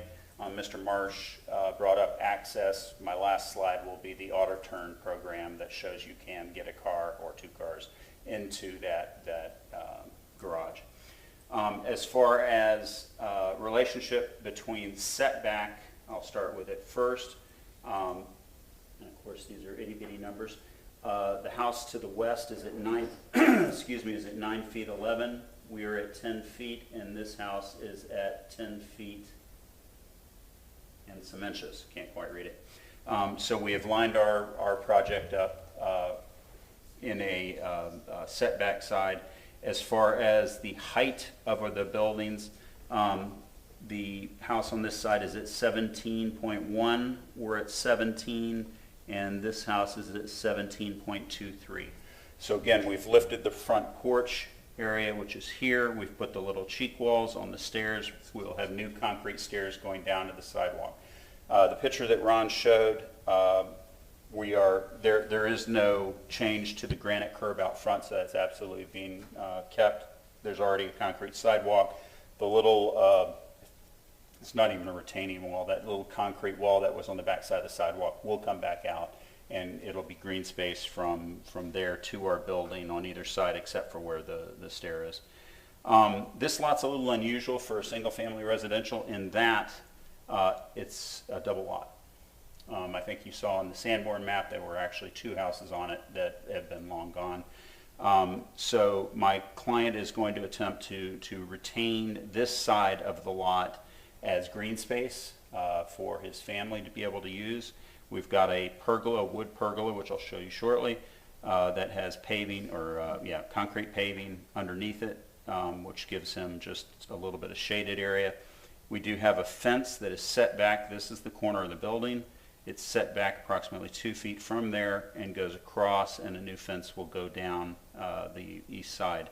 We are providing a gate in that fence so that there is access back to this green space here and or the front yard. That fence will be 6 feet in height, which by code is allowed because it's behind the front edge of the building. We also have the same fence on the west side, again a gate going all the way down to the back. This is a garage with living space above. There's a gate in the back. We'll have our garbage cans and air conditioning condensers on the back, so they are screened from any side. We've got some, again, the pergola structure just connecting the 2 buildings. It's important to point out this is not an accessory structure. It's all one house, although there is green space in between them, they are attached. The setbacks on this project are 0. So we don't have to designate an accessory structure and use special setbacks and all the kinds of things we're used to going at. I've got an approximate 5-foot setback on the west side. That was done mostly for fire protection. As you all know, you can go, even though it's 0 setback, anything from 3 to 5, you have to fire rate the sides. So we pushed it just over 5 feet to make sure we stayed out of that conundrum. There is a unique aspect to this site. This is the floor plan. Let's see if I get any better at this, which I know you don't usually see. My client is here, Mr. Fiore. His mother is handicapped. And so one of my tasks was to provide a first floor plan that allowed her access just about anywhere on the floor plan and the outside. So while the porch is raised and the entry is raised, we then step down to a slab on grade. What I was fighting is we're 2 feet up in the air. That's 24 feet of ramp plus a 5x5 landing. So that's 30 feet of ramp I would have to be wrapping around somewhere on the building, or mechanical lifts. Both those things just don't make it very pleasant going inside to outside. Either she has to wheel all the way down a ramp and you see this big ramp outside, or a mechanical lift, which is expensive and or, again, just impractical. So she will have access to this floor. We have ADA stepping in and out, so the floor down here is at 15.5. So the inside's at 15.5, the exterior porch, same going into the garage, sidewalk that goes across, and so she can access the garage and transportation. Her suite is on the front. That is the 36-inch door into the bathroom. I realize this is very small, but there are handicap bars in both the shower and on the back side of the toilet. So we're trying to accommodate her as much as we can, and that caused a unique kind of situation with the split level house, so to speak. jumping to the elevations, this is front and rear of the house, and of course you have all this in your packet. I'll zoom in a little bit and try to. Based on the precedents that I showed you, you can see the relationships between, central door, symmetry, doors upstairs to go to the, from I believe both bedrooms to go to the porch, wood railing, I've got a detail on that. We've got the hardy siding throughout the house. It's a 6-inch lap on the main portion of the building. We've got the staggered edge, fish scale, venting detail. Of course, that's false. It's a faux detail in today's world. The roof is completely insulated, so it doesn't actually vent the attic. We have columns, wood columns, or hardy made out of the artisan product. We have the porch with lattice, piers. Piers, as designed today, are a concrete block with stucco wrap around them, so they have an appropriate material. The rear, again, you're starting to see the pergola out the side. I have a better photograph of that shortly. The pergola piece is coming back to the garage itself.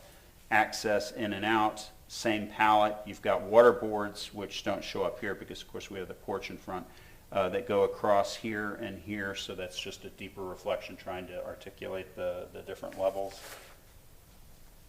And back out again. So this is the east elevation. You're seeing the transparent or translucent porches with the front porch with the lattice.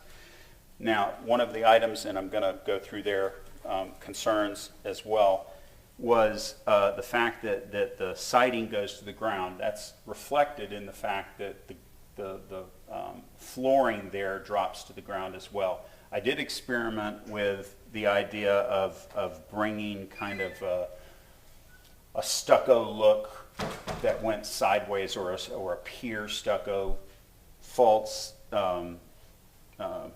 lattice work look that came back to a certain point and then stopped because the floor disappeared. And honestly, it looked terrible. It was much cleaner to just take the hardy down to the ground level. It obviously much simpler and didn't look like an artifice that I tried to tack on the side of the building. You see the garage doors. I have more detail on that. Again, the garage and living space up above, we just simply use the same details, drop down the heights to try to make it more diminutive to the house, let it sit and rise above. The west elevation is much similar, and it's just simpler. Fewer openings were required both from the interior and the exterior. I know that one of the comments was they were concerned about windows in this first block of space as the building wrapped. The bedroom now has, that's his mother's bedroom, now has 2 windows in it. And then on the other side, I added back a single window here. The flooring drops right there, so it's actually centered on that platform where their piano will be, so it makes sense on the inside. And I didn't carry the symmetry over because this is also the TV wall. So they're putting a window there. It didn't work from a practicality standpoint. Then I have the other 2 elevations of the garage living area. This is the alley facing side, basically just a door that comes down the stairs back outside. Kept a simple symmetry going with this faces the house, this faces the alley, again the water board. The owner had requested a roll-up door facing the alley for lawn equipment, things going in and out, rather than having to lift the garage doors and move a car to get a lawnmower out. So this is just a mini version of the roll-up doors, which I'll show you in a minute. It's a little unusual, but it was kind of a practical thing for him to put on the back of the building facing the alley. I didn't see it as a big hardship of any kind, but I think it provides easier access for him to be able to do what he needs. Requested a standard request is a wall section. And again, I've got some details that I'll show you at a little bigger scale. Showing the front porch, foundations, flooring at the raised area. It's wood front porch, as I said, brick or CMU with stucco piers beyond the columns. You have beams going across. We've got a crown mold wood truss going to the second story, same thing. We have a handrail here, which is this pattern. I'll show you that detail. This is the corner of the building detail. Just hit those details. This was another thing that the staff wanted to see, was just some blow-ups of a few things. So the top level is a 2x4, 2x2s for the patterning, 2x4 at the base rail. I have to keep 4 inches. Obviously, that's code. Babies head through a rail. So I just labeled all those dimensions. It's 3 foot tall, which is what's required in residential as opposed to the 42. A section through the window. The window is, which I have a detail of again, is a gelled wood window with the R-last finish on the outside, which is a vinyl finish. So it's a clad. We're doing the clad simply for maintenance purposes. It is an all-wood window in terms of its materials. It's just coated on the outside. The dimensions of the pieces are all historic based, so the deeper sill going across at the bottom, articulated pieces in the middle. It is using some divided lights, so they have a divide on each side. Then they had asked for how am I wrapping, what's the trim around the windows and doors, and we're using the same techniques. This is a 3/4 inch 3x6 or 3/4 inch by 6 Hardie Artisan product with a 1.5 by 1.5 at the top, and of course with Hardie you have they have a standard detail for a little metal drip edge. The sill will be 1.5 by 2.5 at the bottom, again stepping down with Hardie coming underneath it.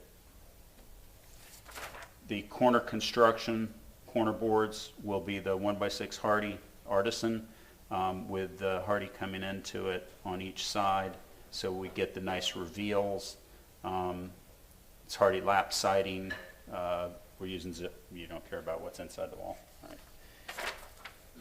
All right. In terms of the, this was my client's inspiration for the, and I have an inkjet printer, so I apologize for the kind of wonkiness, but I do have a paint sample. This was their inspiration for the color palette, just a light blue with a darker blue contrast, all white trim throughout the rest of the house. Just a little zoom in on it. The color selected is, if that's showing up on your monitor at all, that's a Sherwin-Williams color for the house itself. It's a little more blue than what's showing on my monitor. With again the contrast color. Wow, that's really changing on the monitor. You can look at it if you want me to pass it around. It's a little different. In the courtyard area, in between the garage and the house, we were putting some lattice work in for plants to train up and down. Again, trying to bring some green space into that area. This is the inspiration for the pergola. We'll be using, again, this is a Simpson series hanger, black, not anodized, it's black painted, prime coated, with a heavy cedar. All that will be painted white. It won't remain the natural, so that it matches into the building much better. The fence itself, just using a simple picket, just trying to keep it, they want a little privacy. They have a daughter that can run around out there, so they want a little privacy between the sidewalks and the traffic that might go down the sidewalks at any point in Ybor. The lattice work, I'm not doing a 45. I want to do a 90 degree, just a little. It's a nicer look. I think I actually have this at my house, painted again. The roofing is a McElroy 5V groove Galvalume finish, pretty standard roofing.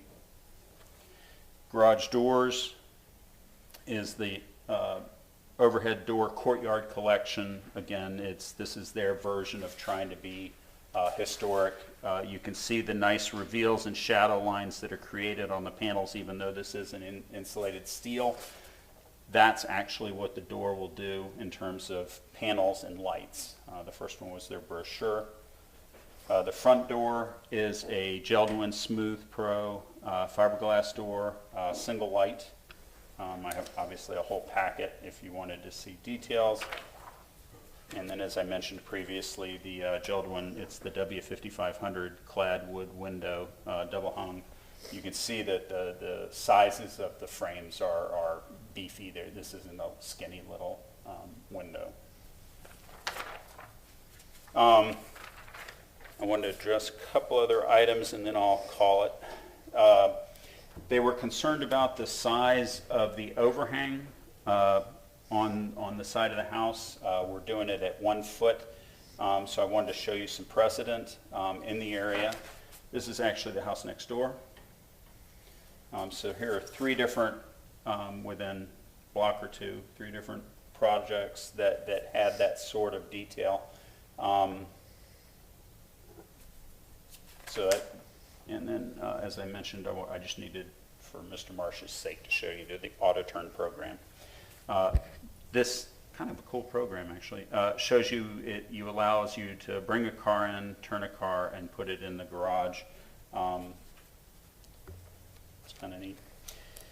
So the items that they wanted me to go over with you, the first one was elevation, grade, and front yard setback. We've discussed that. Pier construction, siding to grade, and grading of the property. Let me go back to... Did I leave it under? Yeah, I did.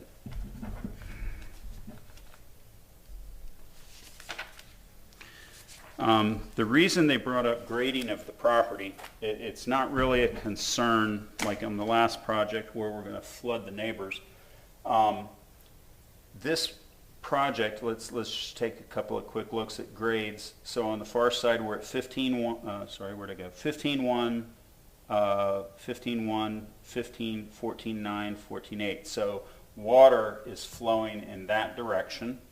And then along the east property line at 16.2, 16.6, 15.6, 15.3, and then on the far side, it's down in the 14s. So water is both flowing in this direction and in this direction at the same time.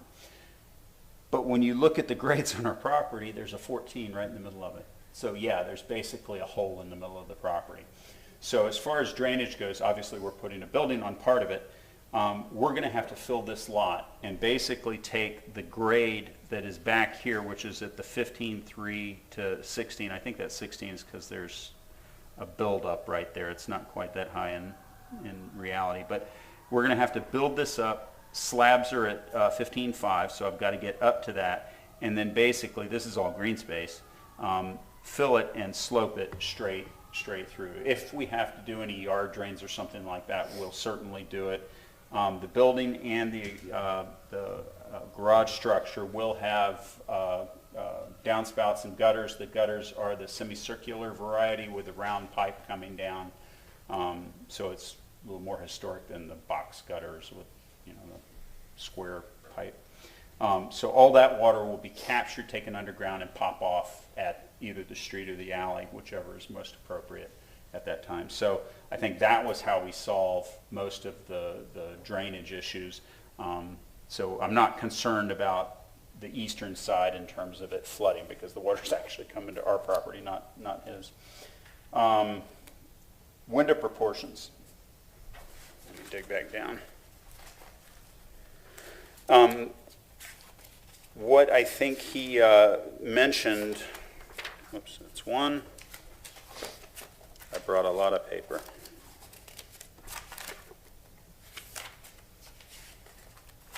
And there's 2. So because of the idea that I'm dealing with 2 different floor heights on the same floor, it creates kind of a tricky situation as you turn the corner. You're going to have windows that potentially I need to keep the head heights basically the same so that you don't have a wonky kind of setup once you're inside. So the front ones are set, I think those are pretty good, but where you get around the corner, it starts to look a little deeper because in point of fact, this is a deeper floor. So they were concerned about the proportion and the how did they phrase it? Window proportions on the left and right, we already talked about the left and right, and windows appeared to be too low. The low part is again, just trying to coordinate between the two sides of the building. In terms of proportions, these windows are set at 3054s right now. Could be a little bit on the short side. I don't have any problem going up to a 3060. I think the facade can handle it because it does have the depth available to us. It's not going to impact the interiors. So if you guys feel they are a little bit on the small side, I can easily go up to a 3060, which is appropriate still in the district. Wall sections, pallets we talked about, porch materials, enlarged the front railing I did, window, door casing, installation did that. We talked about the garage door. I have a whole packet on the construction of the garage door, but you could see in the two elevations that I showed that there is reveal. It's not a flat metal door. There's reveal and shadow lines. I discussed why the extra garage door was there. It's just a convenience for the owner. I realize it's a little, you don't see that a lot. I've done it a couple of times over the years, but it just provides easier access for him. Investigating overhangs, going to a 18-inch minimum. The 12-inch was just, it honestly was an aesthetic that based on the houses in the area he really liked. And since there was a precedent, I felt, well, okay, if that's something you really like, I get it. I can show that it's been done in the neighborhood before and see how the board felt about it. Again, I spoke to him earlier, if you want me to go out to the 18, that it's such a minor thing, that's not going to be a holdup on our end at all. Meet with staff we did, and provide a wall section I did. So at the end of the day, I think we presented the precedents that go in this neighborhood. Single family residence, 2-story open fronts, all the correct materials. The palette's soft, doesn't jump out like that other blue one did. So I think we've got a pretty good project here. I'm sure you'll have some thoughts and comments. That's what you do for a living, so I look forward to hearing from it. Thank you. Thank you, sir. Mr. Vila. Good morning, Commissioners. Ron Vila, staff with Historic Preservation. Staff's finding that this application is consistent with the Ybor City design guidelines that we reviewed on July 9th. Very complete presentation. He did address some of the challenges that were on site and for the program that he was hired to do. One of our concerns was the siding coming to grade. I think additional discussion is needed between the commissioners. And then the proportion and the accuracy of the windows that are associated with that particular request. In discussing the overhangs are usually associated with the pitch of the roof. The roof pitches to the earlier, that are closer to 1900, they had a more steep roof. The steeper the roof, the smaller the overhangs. As we got into the teens and the 20s in the craftsman style homes, the pitch of the roofs kind of flattened out and the overhangs were expressed. So just to make sure that the examples that he provided us are the same roof pitch that he's providing to this new construction. And that closes out my segment here. Thank you. Thank you, Mr. Vila. Anyone here from the public would like to comment on this case? Step forward.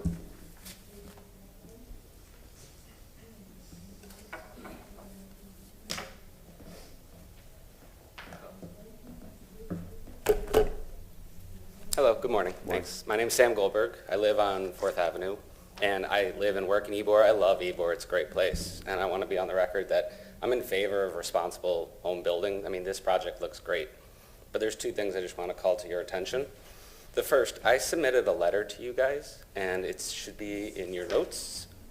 I was wondering if you had a chance to hear that out, and if not, I'll speak to it right now. Okay. This project was originally supposed to come before the commission last month, and there's public notice and a duty to the applicant to provide that public notice. And then they requested to delay this meeting, but they never updated their public notice. The public notice on the street still reads that this meeting is last month. So I'm here, I'm the public. I just saw the last presentation. You had like 8 people speak on behalf of the public. We kind of denied the public the opportunity to participate in the hearing today because we didn't provide adequate notice. So I don't think it's appropriate that we're going ahead with this meeting today or this application because the public wasn't provided that notice.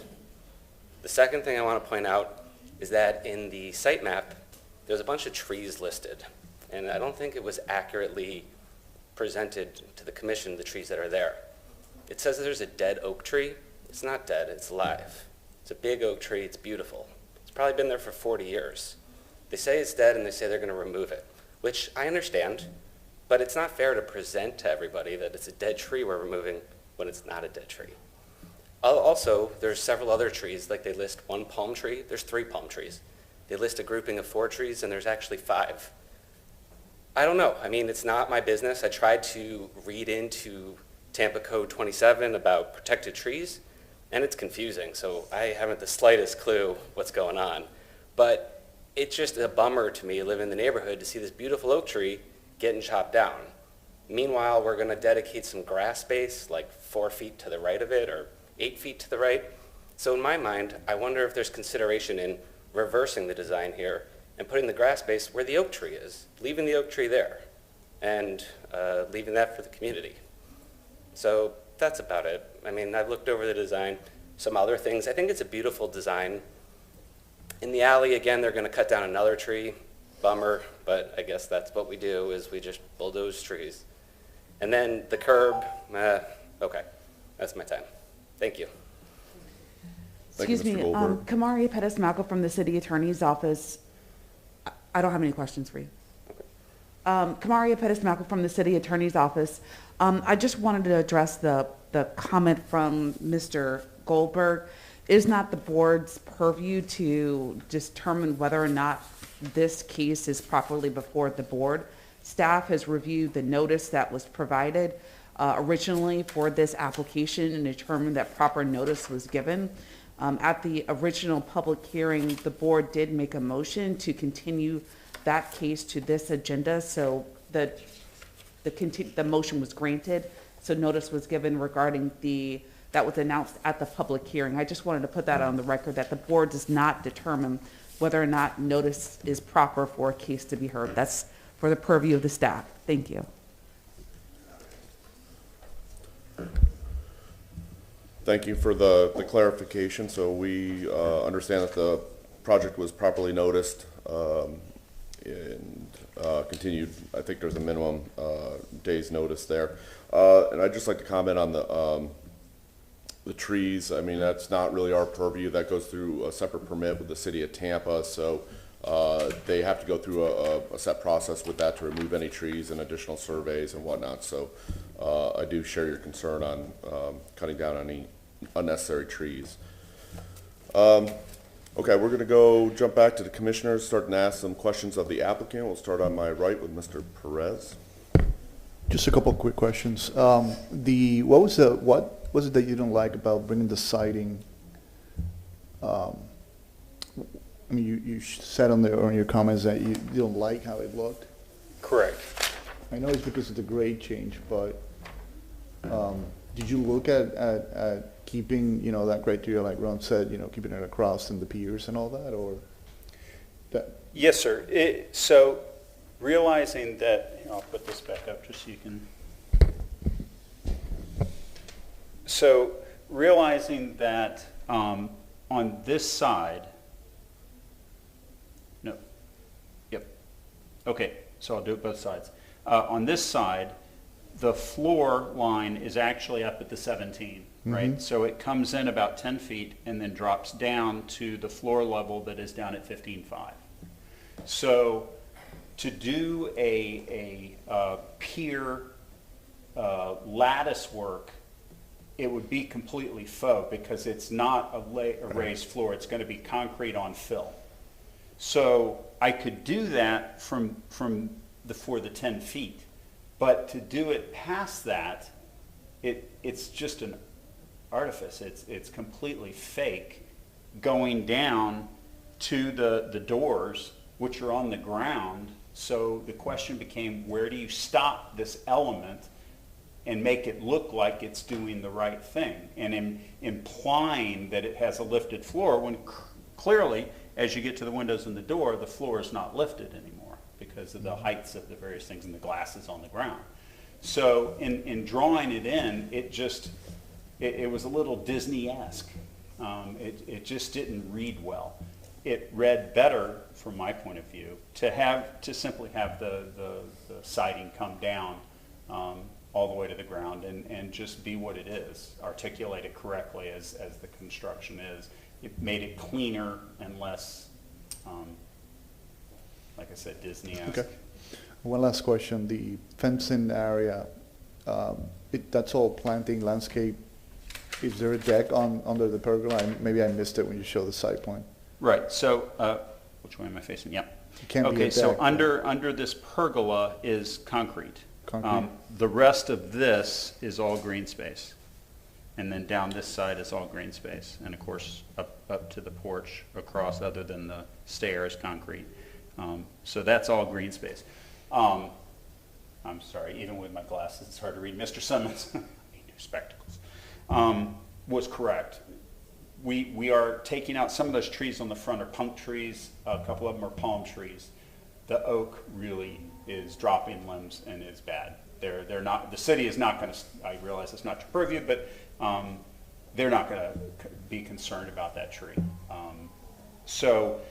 But as we do cut things down, they do make us put things back. So we will have to work with them when they won't care about the punk trees and the palms, but the one oak tree, even though it is in terrible shape and or dead, surveyor put that on there. I didn't. They will make us address landscaping, and certainly he wants a nice house. He's spent a lot of money to build it, so. And then last question, the garage, the turning radius analysis that you had, it's only one car or two cars that you're parking? Two-car garage, Two and cars? because of the way the driveway is, he can put two more cars on his property, so we can actually park 4 cars in Ybor on your property. Okay. No more questions. So on the site plan here, you show all the, it looks like the condensing units are just on the outside of that garage there on the west, is that correct? How does the ductwork connect back to the main portion of the house? They're split systems, so we'll go underground. Go underground, okay. And then what was it? Roof pitches. What are the current roof pitches for this project and for the examples that you showed us? 612. 612, and the examples you showed, were they 612 as well? Do you know? What's next door? Yeah, I was trying to pull those sketches up to see if we could tell.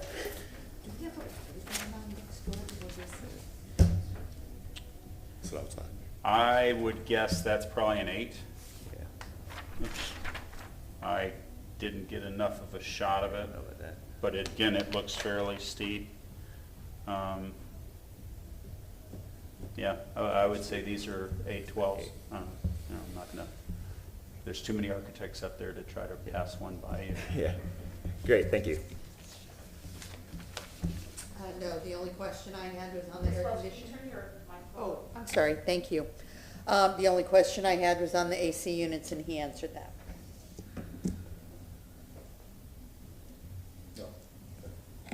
No questions? Okay. I have a couple. So I understand why you're doing the raised floor. I thought it was a city code that the finished floor has to be 2 feet above the sidewalk or the road elevation to prevent flooding. I see you've kind of done that with your piano area, but then you drop down the floor back again. And maybe this is a question for Ron, but I understand why you're doing it, but I'm not sure if that's permissible. So, because there's a certain Ybor's certainly prone to flood, right? And you're dropping that down, so now you're only going to have 8 inches maybe to a foot above grade, and you're already talking about all these other water issues of regrading the site and capturing this water and getting it away. And I'm going to go on a kind of waterproofing kind of dialogue for a little bit too, because I mean you're also inviting trouble in with that siding coming all the way down to the grade too, when water's going to be able to wick up there. And it doesn't appear that you have gutters on the roof either, so you're not controlling. So we do have downspouts and gutters. Yes, sir. They are. They're not referenced that shown in on my your drawings. So presentation. they're not shown on your drawings. They're on the elevations. Yes, sir. They are. Okay. Ultimately, as you know, in the construction drawings, I'm going to have a whole drainage plan and all that kind of stuff. So, yeah. Okay. I didn't see any of the downs. But could you put up your elevations? Yes, sir. All right. We're going to kind of go around. Okay. So I see the downspouts there, but your side elevations.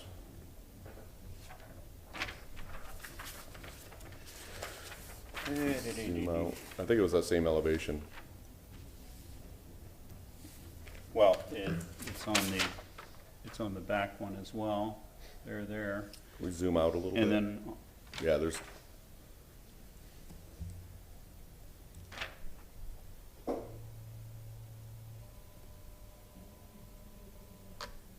right, so we have, you can see the gutters and downspouts right there with a semicircle coming down all the way to the ground. Then they're going to go underground in the ADS pipe. And But you don't show the downspouts on the side elevations. Right. I'll bite. You're right. Okay. But Okay, they and you- absolutely have to be there. So And you want to stay with the 12, or you're amenable to going to the 18 overhang? totally amenable to the 18. Okay. That's not a deal killer. So can we jump back to the floor elevations, finished floor?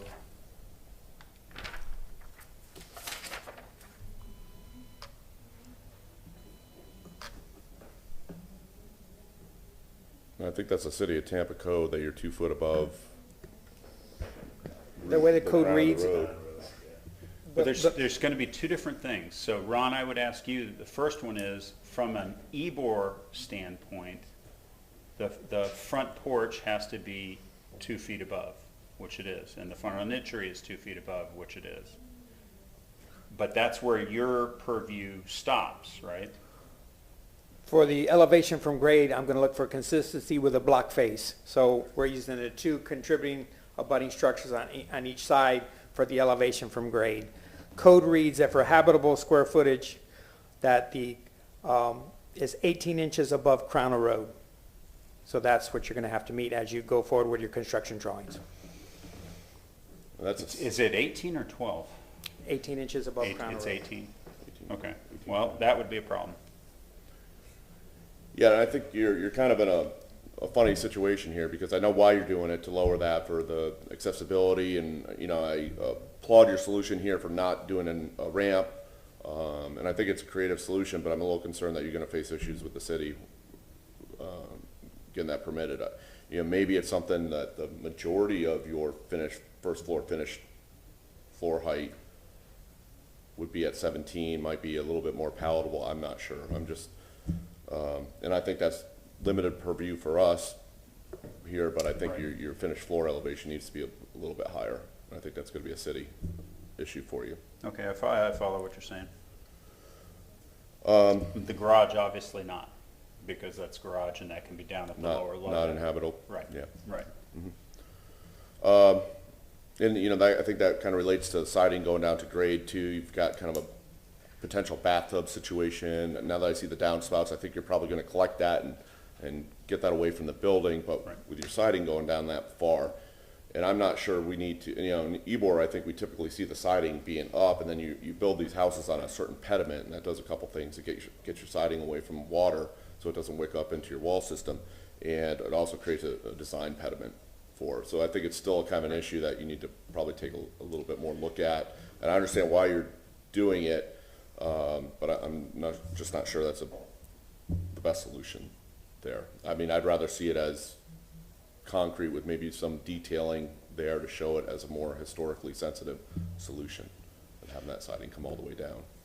If indeed, and I believe Ron was correct, I just am not sure on the number. I always thought it was 12, but if indeed that is the correct interpretation, then my issue is going to be the floor's got to go up.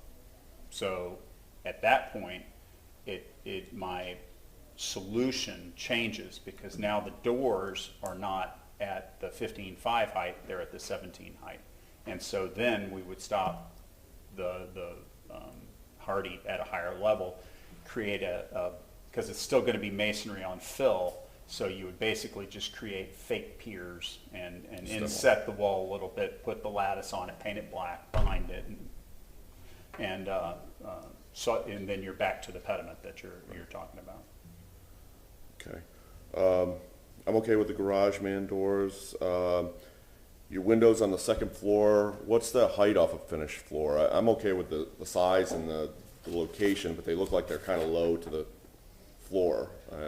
Your guardrail's 36 and the windows are below that, so they look like they're 24. Under 24 or at 24. Yeah, they're at 24. Might be a little low. Okay. For your use, so I think if you bring those up a little bit, that'll help. Yeah, there's some of room the elevation. to lift them a little bit, sure. Okay. Windows are okay. Fence materials, I just want to verify that that's wood. You showed a picture of wood. You're going to paint them white. For which? The fence, your fencing material. Well, that's an interesting thought. I had thought to leave the fence not painted, to allow the natural wood to be there, being that it's a fence. You know, when you paint a fence, you always paint a fence for the rest of your life. So, yeah, your trellis is going to be painted though, right? Yes. Okay. Yes, because it's attached to the house, and I have to tie it into the water boards. And I think all an that e-board's got to be painted though. Or stained. Or stained. Or stained. Does that have to have some kind of finish? So you want to go just natural? Yeah, just a clear coat. Okay. And the last thing, I want to take a look at your front elevation with some of the precedents that you put together with photographs. What kind of concerns me about your front elevation is that there's no pediment to the columns. Typically, and I think some of the precedent photographs that you provided to us provided a 3-foot high pediment, built up that box column. I think it could be done either way in Ybor. You know, I'll defer to my commissioners on whether, you know, that needs to have some kind of built-up massing to create a pediment for that column, and then go with the larger square column above that. I think that would help to define that interior, exterior porch space, and help to define that as a set area. So you're talking about a base. You want to, okay. You're correct. Ybor has the ones I picked had bases on them. There are as many that don't. I liked having it more open and a little more linear. That was the reason I went that way. Also didn't want to get involved in adding a lot of brick, another element into this facade, because I was keeping it fairly simple. I didn't have the piers that were brick. They were going to just be a simple stucco. So I think from a precedent standpoint, you can basically do it either way. Certainly, looking at the, let me just throw one up and back up. So this is just one example that's there. Second floor, they do the full linear height. Mm-hmm. And again, I simply did the same thing on the first floor, trying to keep it a little cleaner. That was an architectural choice, and it's, you can find it in the district. I think what you're talking about is just more an aesthetic choice, A versus B. It is. You're under 2 feet there, so I don't think you need a guard or anything like that. But no, you know, right. if that moves around, it's kind of open, and you may want to have that separation from an outdoor space with people walking on the street, being able to invite themselves onto your porch. But he's a very nice man. He'll have a cocktail for him. And I see he has a lot of shoes too, lots of shoe storage in there. Yeah, those are my only questions. Yeah, so you'd like to stay with your front elevation with just the singular columns, no base? I would prefer, that would be my preference, unless you're not going to vote for it, in which case I'll have to discuss it. Yeah, I just wanted to talk about it. You know, and I think what's going to come out, I mean, you have grade issues, finished floor issues. You know, so I think, you know, that needs to kind of get resolved, and maybe when you start having a pediment going around, you know, a base going around the side, that kind of takes itself into the front porch a little bit. So maybe that aspect of the design solution changes a little bit. I think that kind of needs to be addressed before we, move into a final. I understand the lifting the floor. You and I already know what that's going to look like because we both do the same thing for a living. So I don't know that I would change the columns because, again, that was presented on a front elevation that already has the base the way it's going to be. I'm certainly willing to take a look at it and run down that rabbit hole a little bit and see how I feel. Well, thank you for answering my questions. Yes, sir. Appreciate it. I like the project. I think it's really nice. So, if you have a few minutes to summarize any comments, offer rebuttal, anything like that, I think we're good. That first one was a long one, so I think y'all know what we're doing here. Sure. Okay. We're going to go ahead and close the public hearing then, and the commissioners can now discuss the case amongst ourselves. No, I'm good.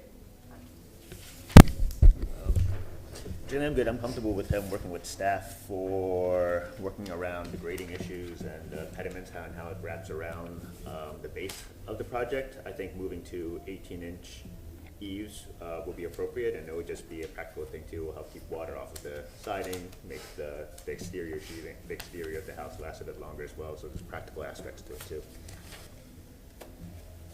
No comments. Okay. Yeah, I'm not sure. I mean, the grading issue and how they address that pediment. I'd like to kind of see that before. I don't know. I think there's a couple different ways there, but I think that's kind of important to kind of resolve. So I'm sort of leading to having a preliminary approval for the gentleman, come back with a couple of those issues, see what that detailing is, if he wants to change the base. But I think that finished floor and how we're dealing with that siding coming down and that pediment, as potentially wrapping around the front, needs to be addressed. You guys want to see this again, or are you okay with? The high grade here could be a potential to actually maybe have.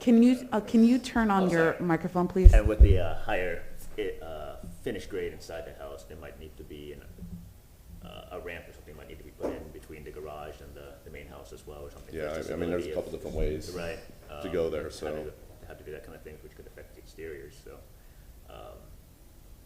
yeah. I think they said they were keeping the garage low. Right, usually you do, right? But then to go the extra 18 inches from the garage floor to the main house, how do you ramp up there, or how do you get up there then? Okay. Do you think there's enough information to get a final? I'm kind of feeling a preliminary, and then let's see how those other outstanding issues. The city made. Excuse me, Commissioner, can you turn your microphone on? Thank you. Sorry. It's okay. The city may change, I know, whatever, then I can pass it down. The city may change what he's designing here based on that elevation. I'm okay with preliminary, I'm okay with staff reviewing it. If it comes through again, I'm okay however we do it. Do I want to see another one? Do I want to see it again? There's a part of me that says if he has to make significant changes, yeah, I want to see it again. But I don't have a definition of significant if you were to ask me. Yeah, I think that's going to be significant. I mean, there's enough there with the pediment of how that gets addressed. The grade change will be. Yeah. Say that again? The grade change will be significant to me. Okay. All right. So then, you want to say anything, Eric? No. All right. So we'll just go ahead and do it. So move to grant preliminary approval for the drawings and documents as presented at this public hearing in BLC 21-165 for the property located at 1708 East 4th Avenue with the following conditions: that the applicant resolve the grading issues and the resulting elevation changes that will be affected by it, and then, but that the,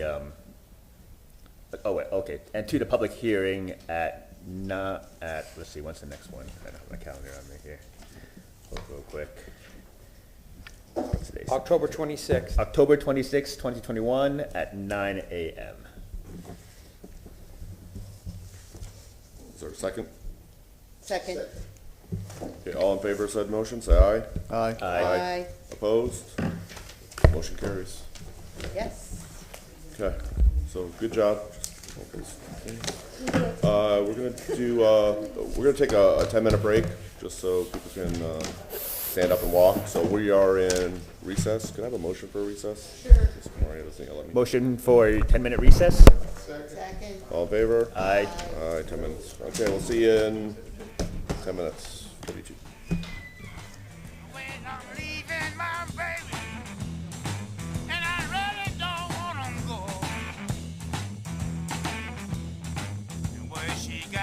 Another man, and she don't want me no more, me no more. She don't want me, me no more. She don't want me, boy, me no more. She don't want me no more, want me no more. It's all right, boy. It's all right, it's all right, all right. All right.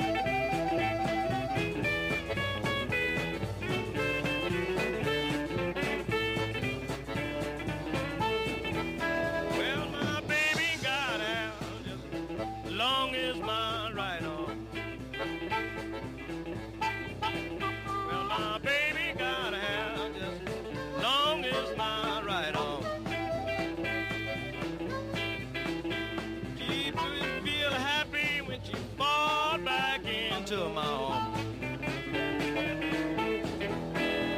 You need not come running, holding up your hand, talking you sweet talk, darling. I can understand. Oh, my baby got hair that's as long as my right arm. You know you got a home, long as I got mine.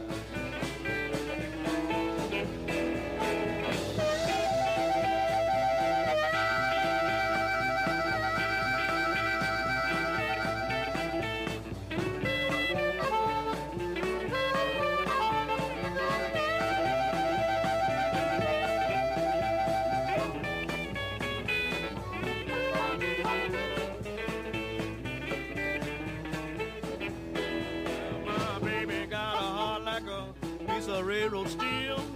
Wake up in the morning, ask me, Daddy, how you feel? No, my baby, I have long as my right arm. And you don't have to worry, you got a happy little home.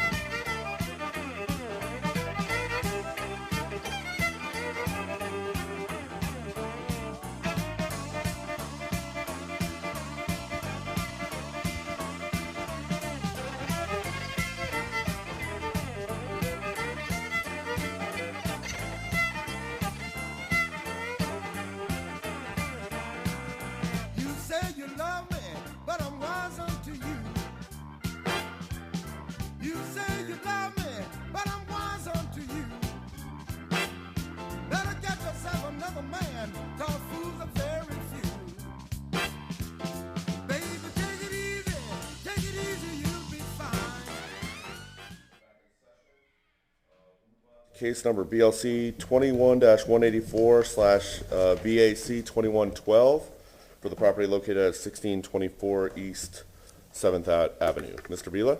Thank you, Rich. Reviewing the next case, I have the Sanborn up. The agent for this is Mr. Wax.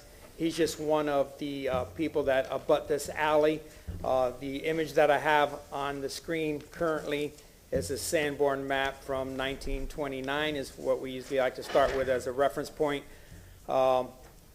This is the alley that we're referencing this morning. It was a through alley. It was part of the original grid when it was laid out in the early 1900s. We have 7th Avenue to the south. We have 8th Avenue to the north. We have 16th Street to the west and 17th Street to the east. As part of this alley being compromised in the recent past, I believe it was in 2000, it was part of the Central Ybor project coming forward.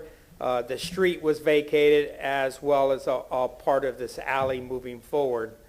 So hopefully these images I could share with you get that point across to you. Once again, the alley in question runs east and west. It's between 7th Avenue and 8th Avenue, and in between 16th Street and 17th Street. This image here is showing you that the plug building that we refer to this as part of Central Ybor closed down 16th Street as it went to the north to the south, and also the annex to Central Ybor. And then by doing that and the construction that they put here, the alley terminates partial through the through alley that was originally intended. So the grid in this area has been modified in the early, I think 2000 was the date. This is just looking at the block face on 7th Avenue, so you get a point of reference. This is continuing down 7th Avenue. The first image was looking to the west. This is Central Ybor down here. You see the Centro Español as a historic image. And then some contributing structures here as you complete 7th Avenue to 17th. You have Bernini's on 17th and 7th.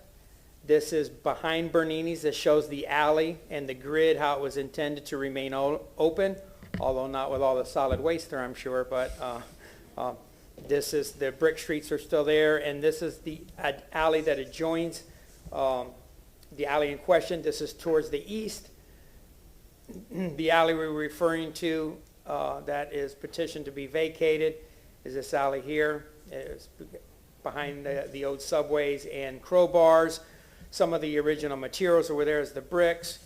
You see some of the solid waste and how they're treating it. And as you get closer into the alley, you see how some of the security is being taken care of today, and then just how the alley terminates at that point. At this time, I'm going to hand it over to Mr. Wax. He could provide you with some information. But before I do that, I want to read to you your responsibilities this morning. Chapter 27.95 A2H is your application of standards with regards to this application for rezoning, land use classifications, vacating applications, or special use permits, is to review and recommend the extent necessary to preserve the historic integrity and appearance within the historic district. So Mr. Wax, please move forward. So I have a little diagram right here. And this kind of just shows all the players that are involved. Could you identify yourself?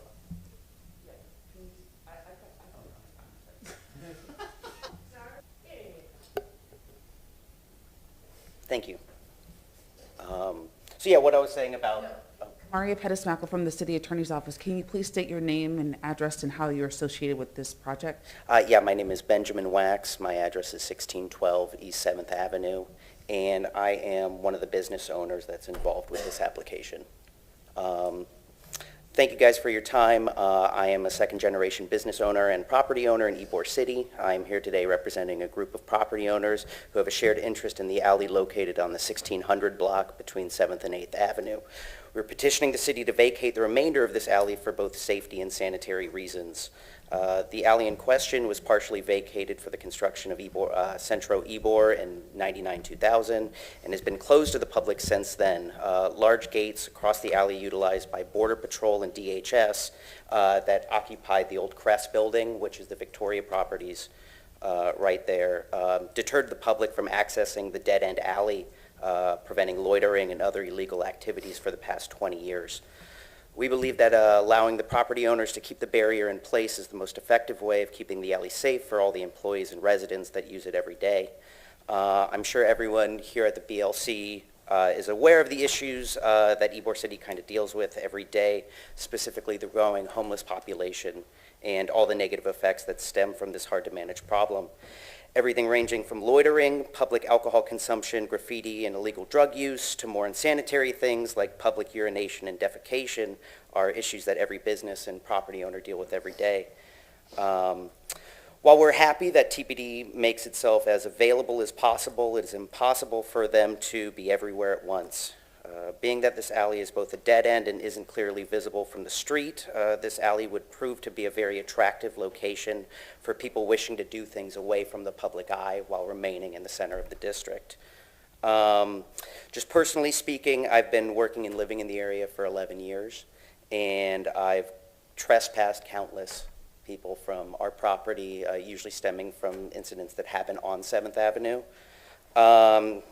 Everything I listed before, and then, more violent actions or threats of violence is just something that we deal with.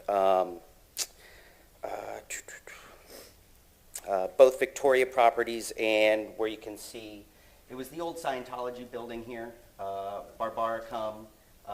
They just recently have had trespassing and crimes committed in their portion of the alley, which is still available to the public, which is before the gate that Homeland Security was using, which is this gate right back here.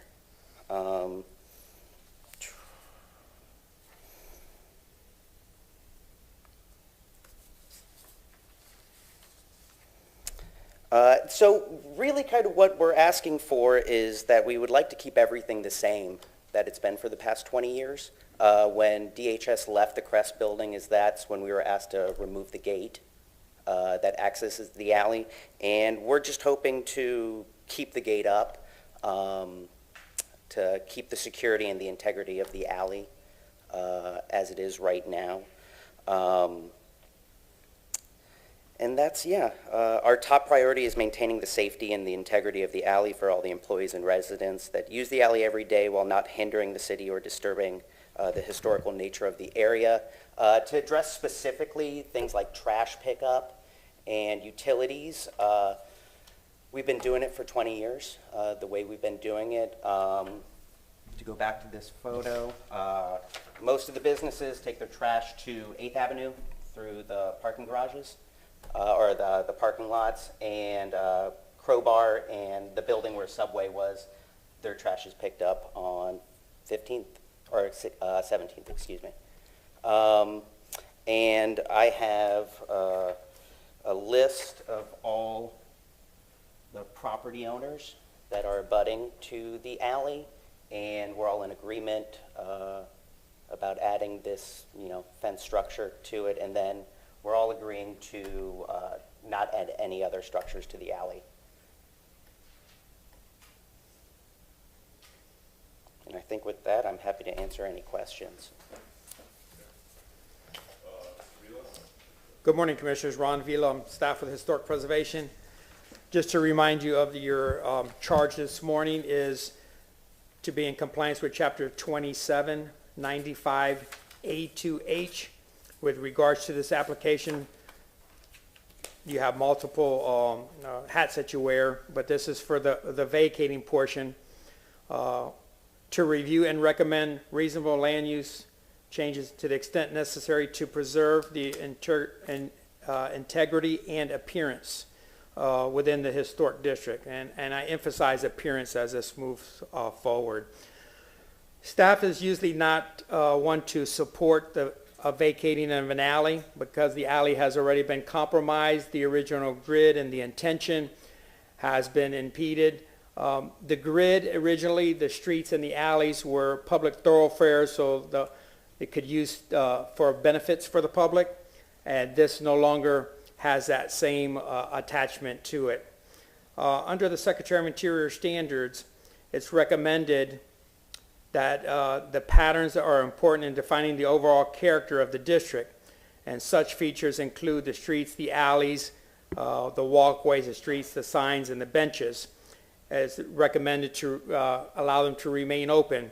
I wish in 2000 that we had a stronger voice in this and that it didn't take on this vocabulary. So we're here today to discuss this request in front of us. Part of the record is that the letters that Mr. Wax had, that be submitted into the record. From what I understand, all the owners of the abutting properties that touch this alley have signed that paperwork. And then a couple comments that we had is that you see some of the original fabric there, the bricks. I believe they're supposed to remain in place, but he could elaborate on that. He did touch upon how this would affect solid waste, if at all. And I believe that addresses the points that I had this morning, and we'll be here to answer any questions. Thank you. Anyone here from the public wishing to comment on this case, please step forward.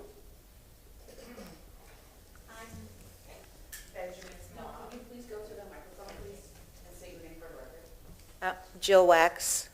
I'm one of the owners of our building, and it's been like this for over 20 years. We've always let the people in that are fixing the alley or working on the alley anytime and anywhere they want to be there is fine with us. And that's really all I have to say. It's really not going to change for us. Thank you. Okay. Anyone else from the public? Seeing none, we're going to go ahead and ask the applicant some questions, starting with Mr. Perez. I just have a quick question. Maybe I missed it. There was a fence here. It was taken out.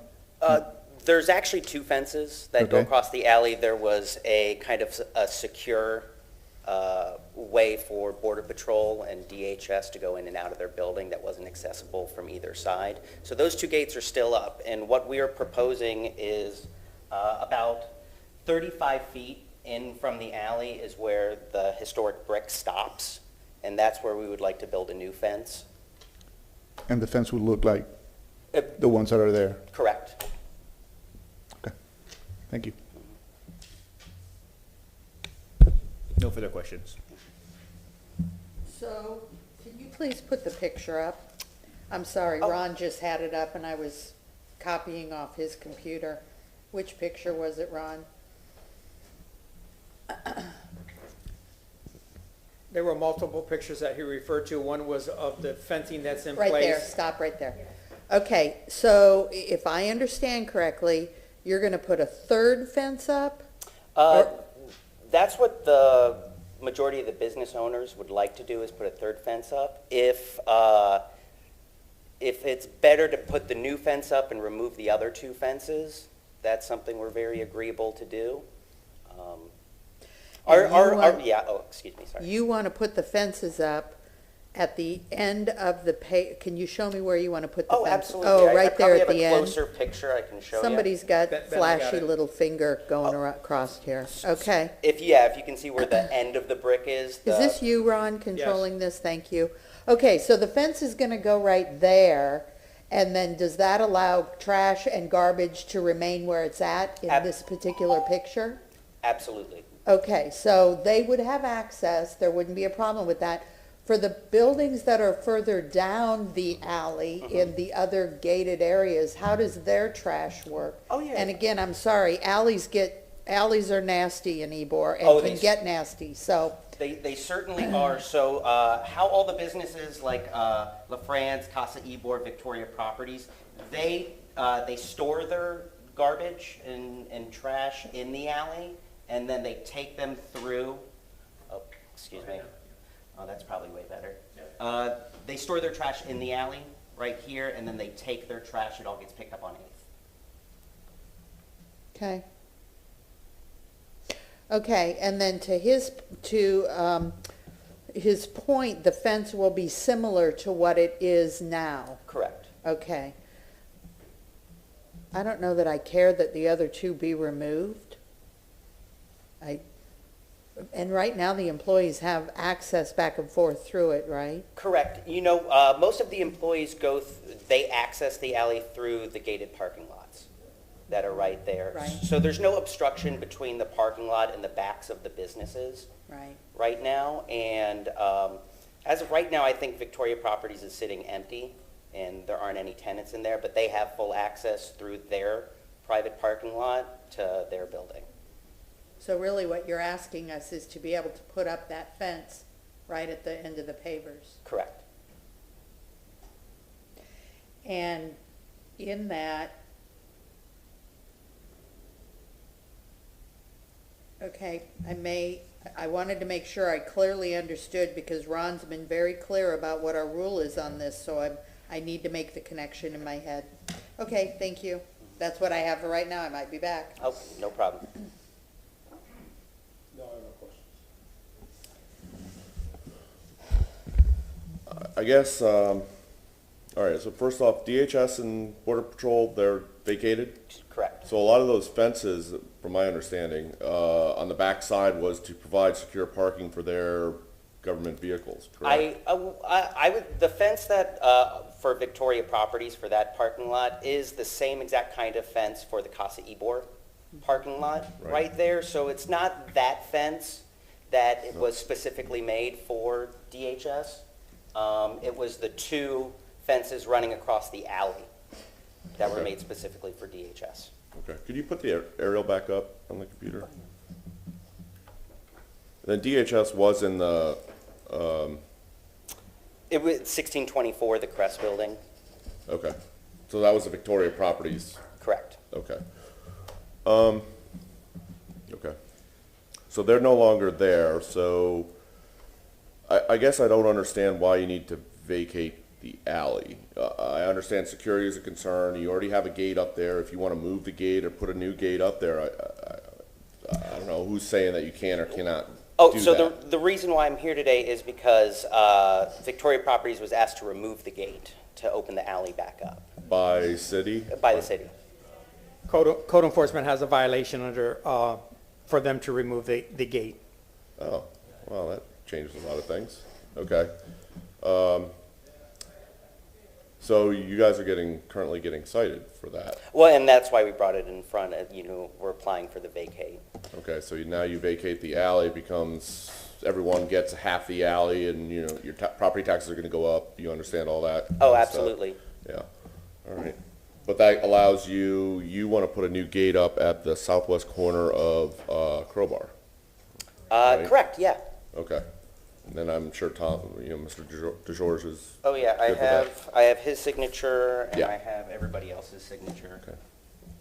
So, oh, wait, am I on? Okay, I'm on. Okay, so in adding the fence and removing the other fences, you're really just, it's all about security for your employees? Is that what I'm hearing? Yes, But may I finish absolutely. my question? In the fact that you're being cited, so if those fences have been there for years, how come all of a sudden you're being cited? I would imagine it's because now that DHS is no longer there, I assumed it was because they were overriding the rules for their security needs. So when they moved out, when they put up a gate, public and then when they right-of-way. moved out, now whoever the owner is being cited. So they must have a lease arrangement there that allowed them to put that existing fence up in the right of way, because that's still public right of way at that point in time. Exactly, exactly. So they put that fence up without a Checking with permit, right? anybody? They probably had permission, I'm sure it's been there Right. at some point in time, but So now now they wanna that make it's it- it's a right of way, and now they wanna close it to be able to secure that alley in a similar way to what's What been they're- that way for the last 20 years. And I think this also begs the question is like, okay, the alleys are a critical part of our neighborhood and the historic character of the district, so that alley, you can't see it, but all the way at the end is Central Ybor, which blocks off that end of the alley. But their main concerns right now, I'm hearing from the applicant, is safety and sanitary reasons to make that alley private so that they could put a fence up there. Well, I like the fact that it's set in though, to the You like edge of the, what? that the fence is set in, it's not, Are we, have we? Sorry. Oh, sorry.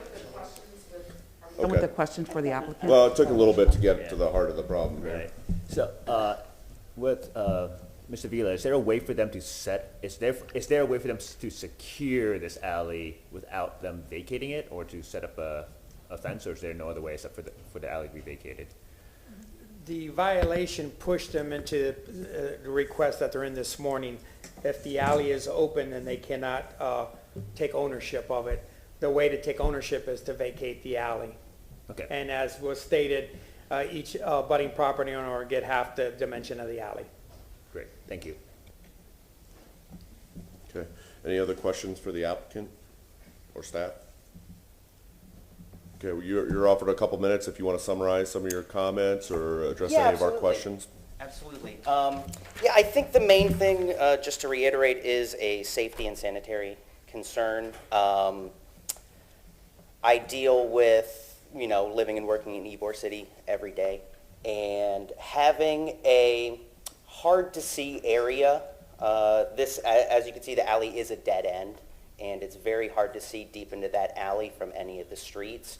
My fear is that it would be a very attractive place for people to congregate, to do drugs, to do things that they really shouldn't be doing that kind of reflects poorly on the neighborhood. And the goal would be to prevent something like that from happening and prevent like a kind of haven for that kind of behavior. So I feel, and everyone that's kind of signed on feels, that keeping the gates there and keeping it kind of private is the easiest way to guarantee its safety and its cleanliness. And it is, I think it'll be a difficult area for police and other emergency services to patrol and to keep an eye on.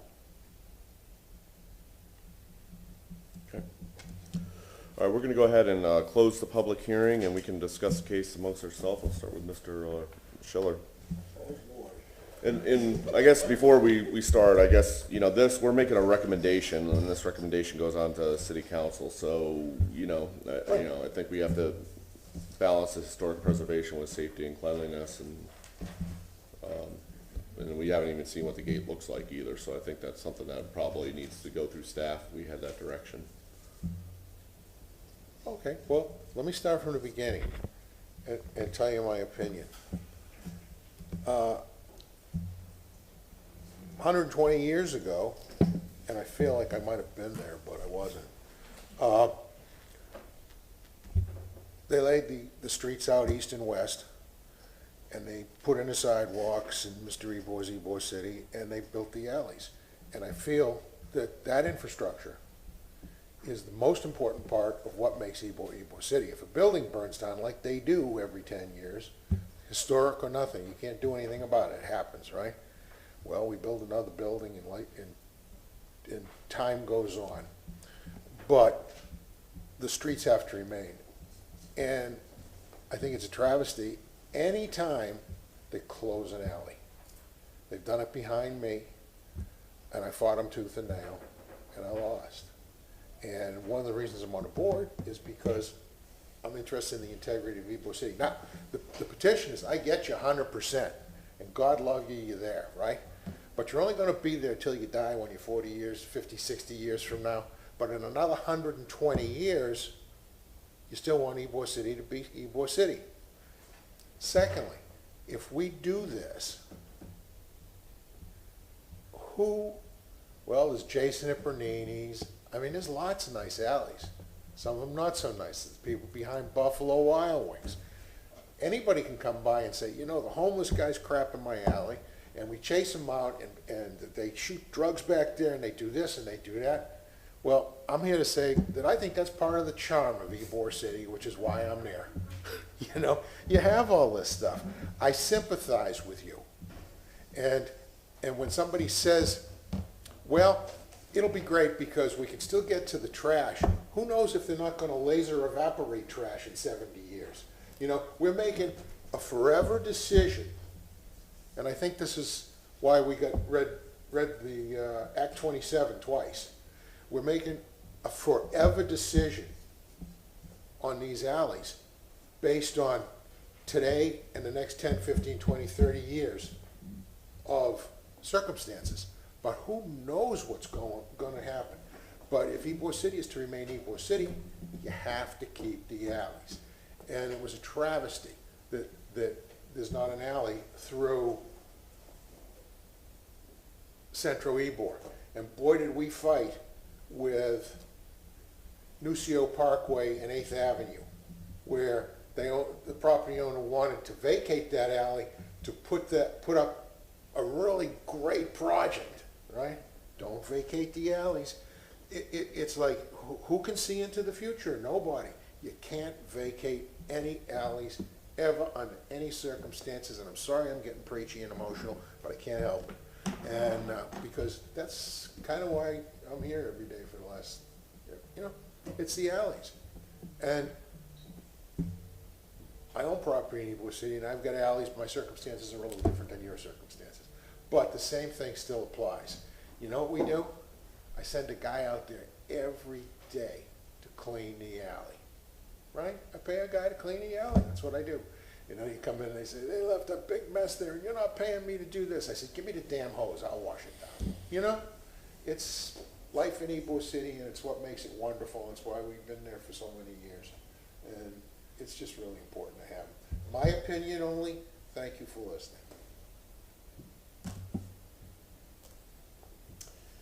Well, how do you follow that? Okay, so my thoughts, my observation here, I understand your point, Eric. Is this a forever decision? That I can't commit to because I don't know what's going to be the future. Is it the decision right now based on security and based on what we are today? Maybe it is. Can we talk? Not right now. I get to do my opinion. You got to do yours. Yes, ma'am. So the next thing is, the other question I would have in what they're proposing is, why can't you move? Is it an option for them to move? Are we talking amongst each other? Who am I talking to? Okay, I'm talking to you guys. Okay. So, okay, good. So my question is, why can't they move one of the existing gates is one thing rather than add a third, okay? Why can't they move it? If the city owns the alleys, why isn't the city maintaining them? Right? Why isn't this, if the city owns the alleys, why isn't the city maintaining them? And if the private business owners want to take ownership of the alley, then why would we not stop them if the city is not? Okay, just throwing out my thoughts. Hold on, your turn's next. Hold on. So that's just something that I keep asking myself. To your point about forever, I really, and I thought about that, and it's like, okay, I am making a decision today on this board that will impact Ybor and the infrastructure and the, everything about Ybor that we all know and love. That's why we're all there. However, I have to believe that somewhere 20, 30, 40 years down the road, somebody's going to come back to the BLC recommending that they be unvacated because time and society and things will be different. We didn't think they'd come to the BLC requesting that they be vacated. So anyway, that's my thought right now. You're up. I'm going to come back in. Oh, come on. Let's see what everyone else says. I think the thing with the fence that it can't be moved, right? They're being asked to take the fence down. So that's what's being. I took my One of the glasses off. businesses is being cited that the existing fence there has to be removed, so they can't just shift the fence, further along the alley. It's being asked to be taken down. Is one of the issues. I forget what the other thing was. But the people who are asking to take it down are code enforcement. No, it's being required to be taken down. Right. By code enforcement. Mm-hmm. If we vacate this alley, It then will they not don't be. have to take it down. That's correct, yes. And Okay, they so can that's the move harder it. decision. If we approve this, that can happen. And it's not approving, it's a recommendation to city council. City council makes the final decision. Right. But overall, I sympathize with the business owners and some of the conditions in Ybor, but I think that's a much more systemic issue than just having alleys. So unfortunately, given the way that the Secretary of Interior standards for rehabilitation is stated as well, I don't believe I can recommend an alley vacation at the moment either. I agree, and also, there's gotta be another way of deterrent, add some cameras, like your point, have somebody that goes out there. I just hate to see these fences, and I live close by, so I don't like them. Yeah, it seems like a very significant response to a relatively minor problem. I understand the security in the alley and the cleanliness, and I mean, I think we've all experienced what goes on in the alleys, and I think there's got to be some kind of thing that we could work out with code enforcement to allow you to put a different fence up there that's a temporary solution instead of a permanent solution. Because once, you know, you talk about reversing and let's unvacate all the alleys, that's never going to happen when you have 7, 8, 9 different property owners that have different interests. So it's never going to happen, and I think this is too severe of a reaction to a security problem, and I think there's probably better temporary solutions to fix the solution. I'm just kind of sorry that code enforcement did this, and I understand your concerns there, and I do know that that area is very heavily traveled. I don't know if there's a way that we can work just with the city to get some kind of other solution, because I do understand your concerns with the security and the cleanliness there. And, you know, Mr. George, I'm sure would be be amenable, and as well as the other property owners, to put it on some kind of gate there. So I think we need to explore that option before we make a radical move like of vacating a significant alley. And I understand it's already compromised, but I don't think we can kind of support that, you know, from preservation of the district. And point number 2, I might have already said that, I forget, but the other alleys, other people are going to say, wow, they got the alley closed. Look, we get 5 more feet, we can put our stuff out here, I can put a grease trap in there, you know, and then I can change it to a restaurant, I can do this, I can do that, I can own it. It will never, ever go back. No. Why even think about it? But the other property owners could say, this is gonna be great, and I'll put this up here, and I'll put that up there, and I'll get rid of these people. And how do you tell them no? We just did it now, you know, if we were to do it. Yeah. So, I really do. I know exactly where you're coming from. I have the same frustrations, same everything. Oh, I shouldn't be talking. We're talking. We're talking to each other. Okay, we're talking to each other. But it's just something I feel strongly about. Yep. I think it's a really important issue. Yeah, there's only a limited quantity, and we don't need to make that quantity any smaller for something that I think, you know, could be, there's other ways to address that issue. And you know, I was looking at the parking lots. Yeah, now the traffic flow is they come out of the back of the business, they go through the parking lots, I guess they open the gates, and it's safer, right? It sure is. How long are those parking lots going to be parking lots the way Ebor's going on, you know? So we just made a forever decision to solve a 10-year problem. Can't do it. Shouldn't, anyway, I think. Yeah. Okay, you know, we'll entertain a motion. I think our motion here is a recommendation to city council. Make sure that the motion wants to reflect the discussion that we had today. Yeah, absolutely. As staff will take that motion that's formulated today to city council. So move to recommend city council deny BLC 21-184/VAC 21-12 for the property located at 1624 East 7th Avenue for the proposed alley vacating for the reasons that it does not conform to the Secretary of Interior standards for rehabilitation, and then Chapter 27.95A to H with application standards with regards for rezoning, changes to land use classification, and vacating applications. And we put in here that we would like for the applicant to be able to find some sort of temporary security solution for the alley that these businesses are located on, and to work with the city to somehow find a solution that can, for a temporary means that they can use to secure the alley for their safety. Do we have a second? Second. Okay. All in favor to deny a motion for a recommendation to city council, say aye. Aye. Aye. Opposed? Motion carries unanimously. Thank you. Can I say one other thing, just as a matter of? We've already made a motion, it's been seconded and Yeah, second. voted. Second. vote. Aye. Right. We're in between cases. Yeah, we're in between cases, so I just want to say one more thing. In most of those alleys, I get... Is it about this one, Commissioner Schiller, about this case that we just It's about heard? the one we just voted on. Yeah, I respectfully, we've already voted on it. We're done with the discussion at this point. I don't think I'm discussing it. On something else. So I'll keep going. One of the things they do, actually, I'm discussing it with the commissioners here before the next case. They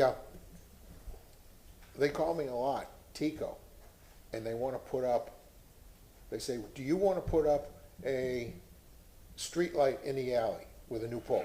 It'll only cost you $20 a month. So I say no, and they come out and do it anyway, and I don't get the bill, right?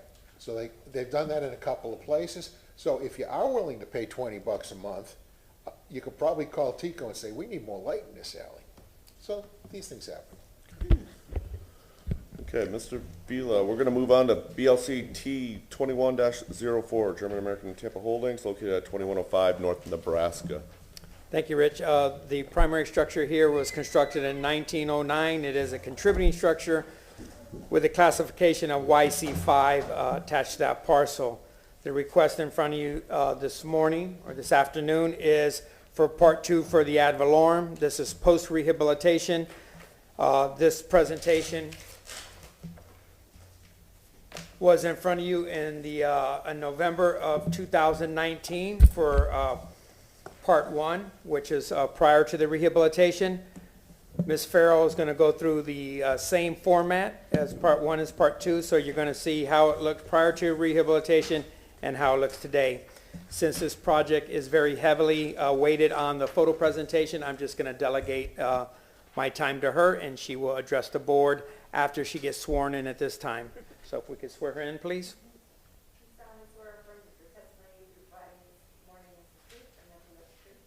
Yes, I do. Thank you. And my name is Stephanie Farrell, and I'm here as the agent for the owner on this ad valorem application.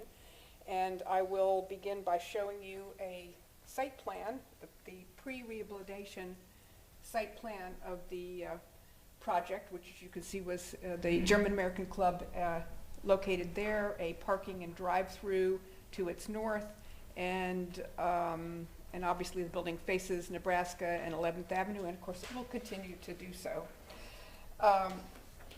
This is just to refresh our memories on the floor plan. This is the German American Club historic property, historic building, and then the addition, which includes an inset or glass hyphen that separates the historic building from the new construction.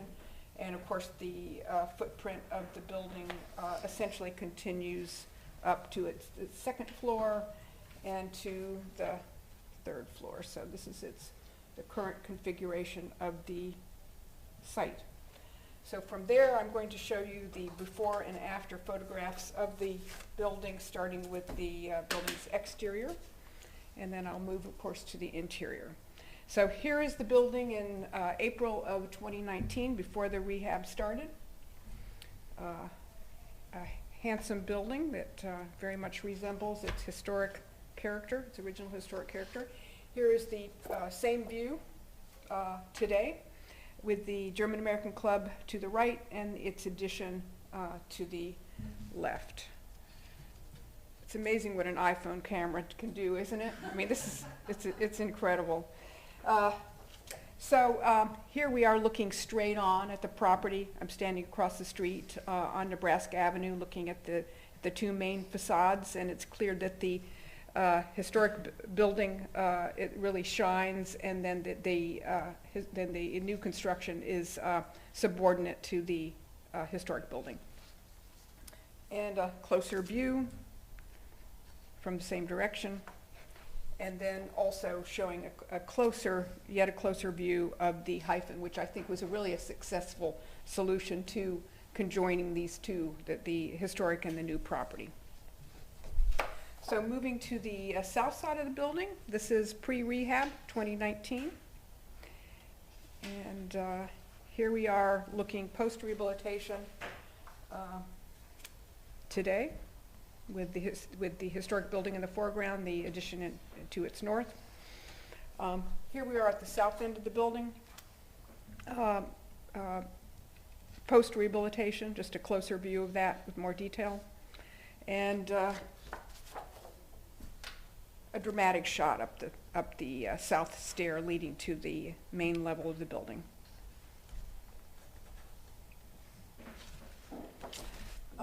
North facade of the property, pre-rehab, new construction. Similar view showing in the foreground the new construction.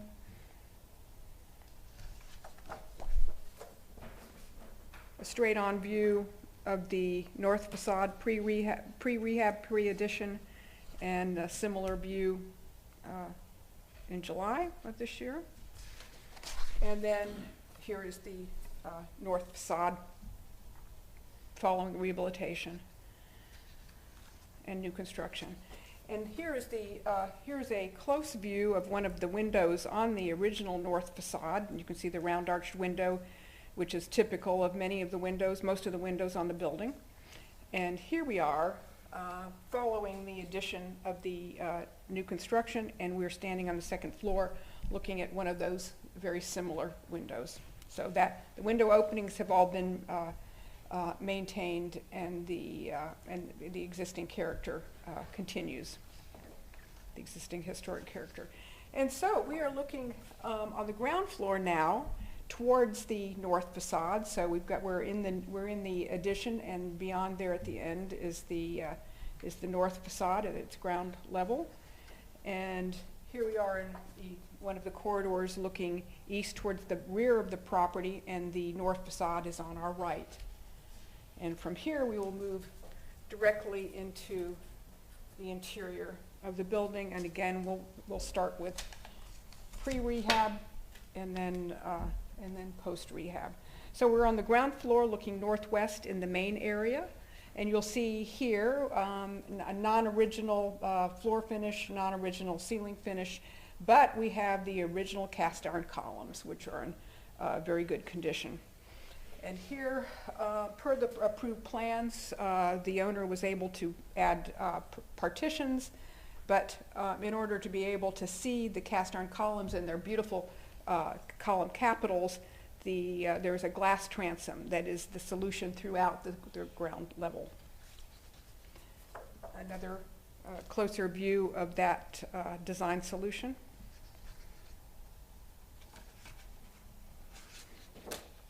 Pre-rehab of the first floor looking eastward towards the entrance, pre-rehab, and in this case you'll see the column capital was covered and engaged. But in the rehabilitation of the property, this is the same column with the column capital revealed and restored.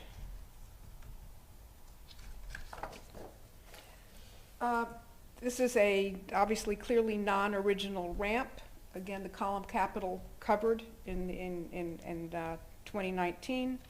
And then this is a similar view showing the column capital again revealed and restored, and in place of the ramp system, a chairlift and stair solution to access to the change in levels.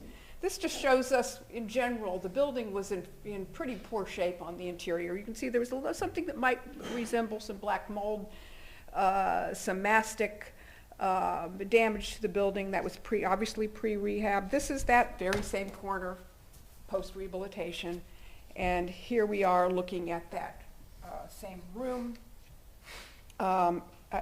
post-rehab. Just a kind of a general review of some of the more pragmatic spaces. This is one of the restrooms pre-rehab, same space post-rehab.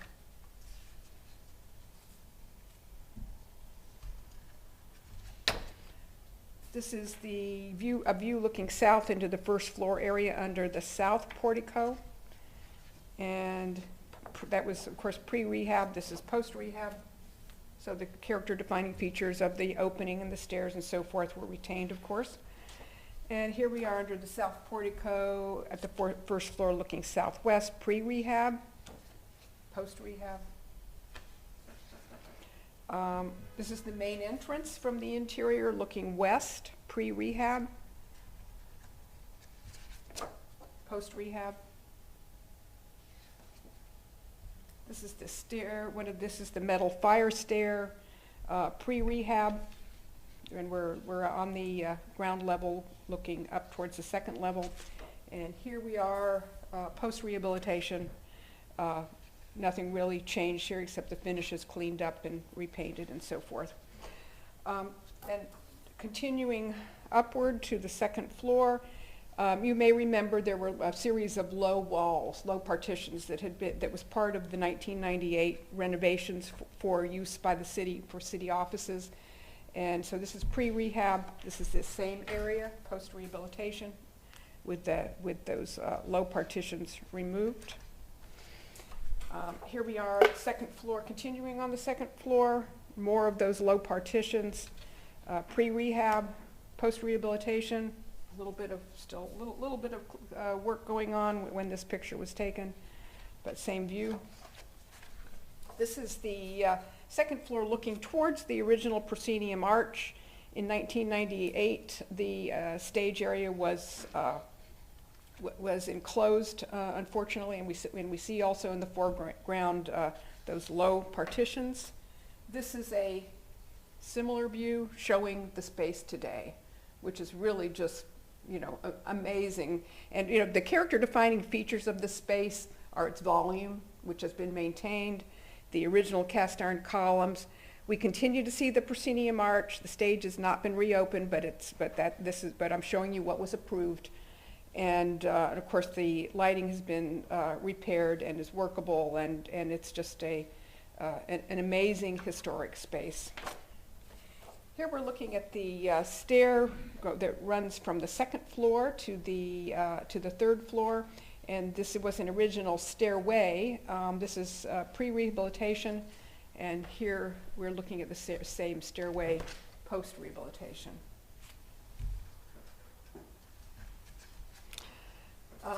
Pre-rehab on the balcony level, called the third level now for this office use. And this is the original rails that basically was the guardrail between the theater and the balcony level. And that was pre-rehab. This is the same view post-rehabilitation. Here we are on the balcony level looking towards the proscenium arch, pre-rehab, and here we are, a similar view post-rehabilitation.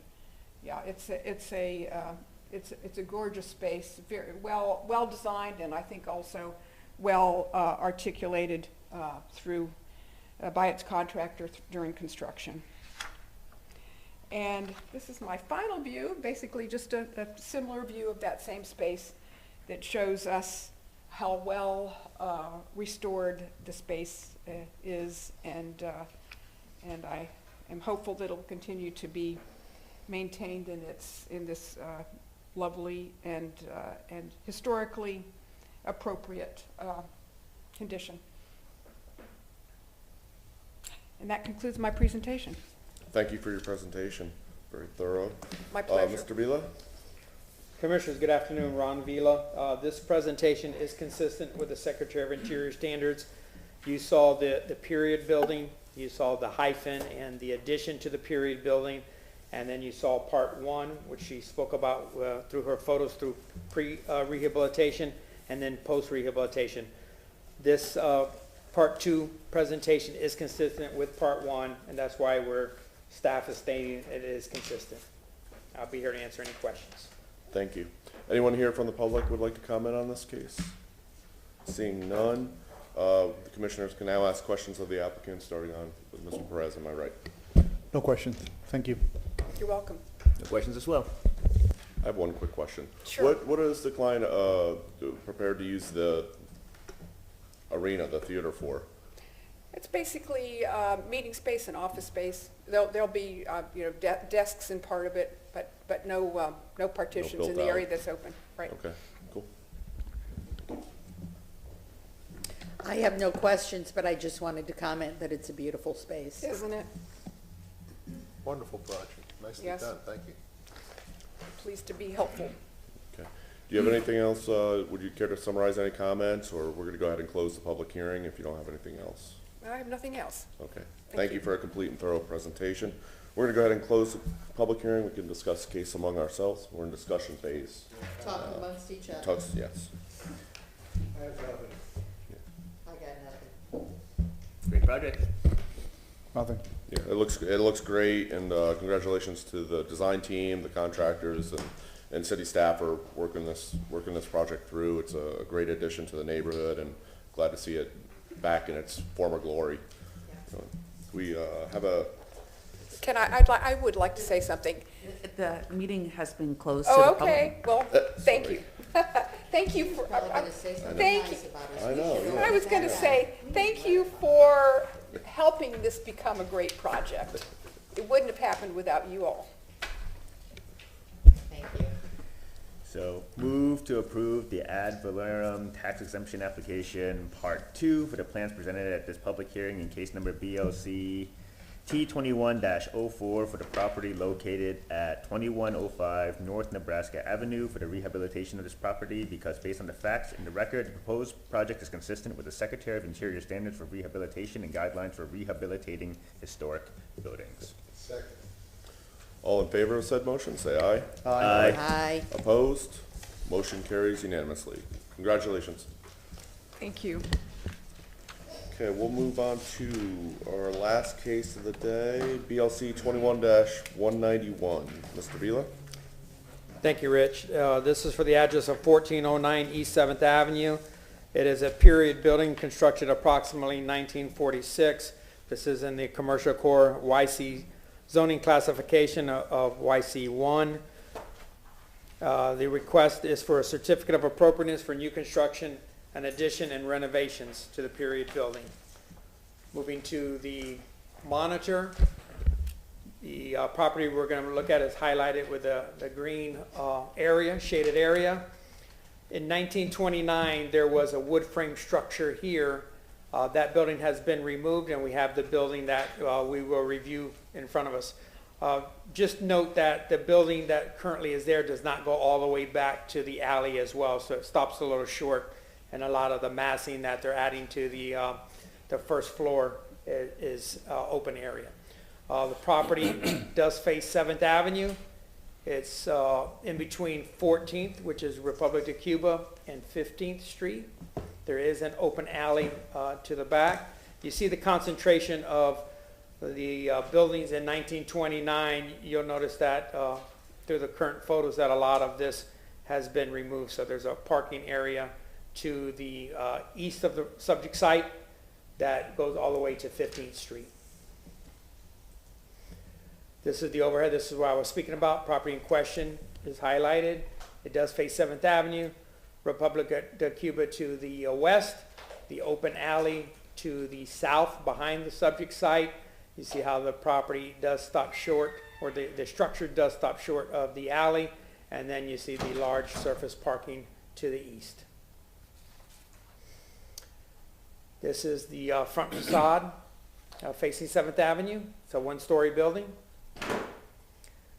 This is the front facade and the east facade. A portion of the brickwork that you see here was left over from the demolition to the building that was to the east. Just a closer shot of the brickwork and the front facade looking down the sidewalk. There is a little visor that encroaches, in that part of their request this afternoon is that they're going to ask for a new encroachment to be consistent with the vocabulary down 7th Avenue. This is looking down 7th Avenue. This is toward the east. This is to the west. This is the surface parking lot to the east. This is the historic fabric, one-story fabric to the west. Directly across the street is the new hotel. Moving around to the back, this is showing that the building does stop short of the alley. This is a perimeter wall that's there now. This is looking at the rear. This is the alley here. This is how solid waste is controlled for this particular request, and they're going to discuss that as they move forward. Just again, the continuation of the alley, this is to the east, to the surface parking lot. And to conclude, subject site is over here. This is the 10-foot alley. As you look at the alley towards the west as it approaches Republic of Cuba. At this point, the agent will address the board. Good afternoon. My name is Daniel Blino, 3432 State Road 580, Safety Harbor. Before I start, I just want to apologize for my accent. After 20 years in America, this is my best American accent. I'm going to start with the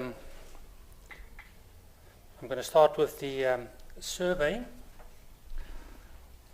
What I have on use this to control it. Okay. You can zoom in. Okay. Yes, sir. What you're looking at, the colored portion is the existing building. The building is basically, our final building is going to occupy the bulk of that site. So our site plan will also be the ground floor plan. I think as far as this is concerned, that just shows the current situation. When it comes to demo, what we have in mind is to demo the existing canopy. I believe that was may not have been done as part of the original building. It came later. It's not particularly interesting, and it's in bad shape.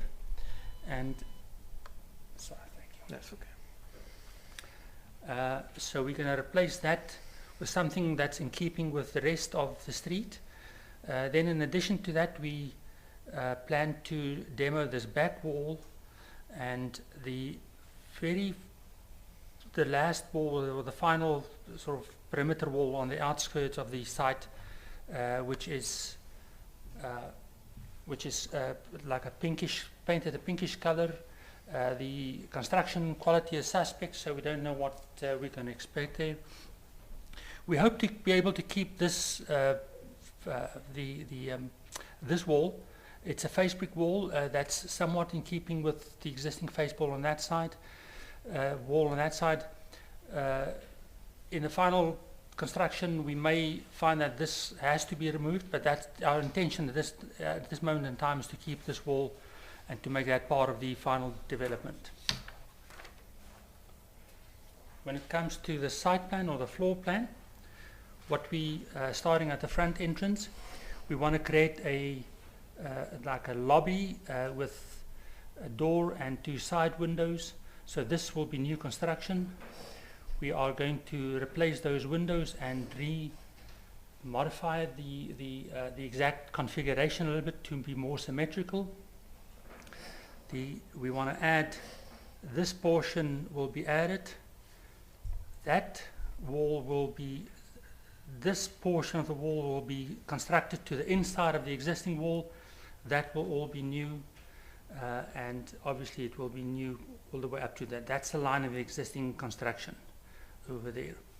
The final use of the building is not determined. The client is thinking either a restaurant or a club. So what we did here is based on a combination of club and restaurant. We would like to have an elevator going to the second level and also to the roof. We've got our service portions in the back. And then we are maintaining a little bit of a lobby in the back. There's a level difference.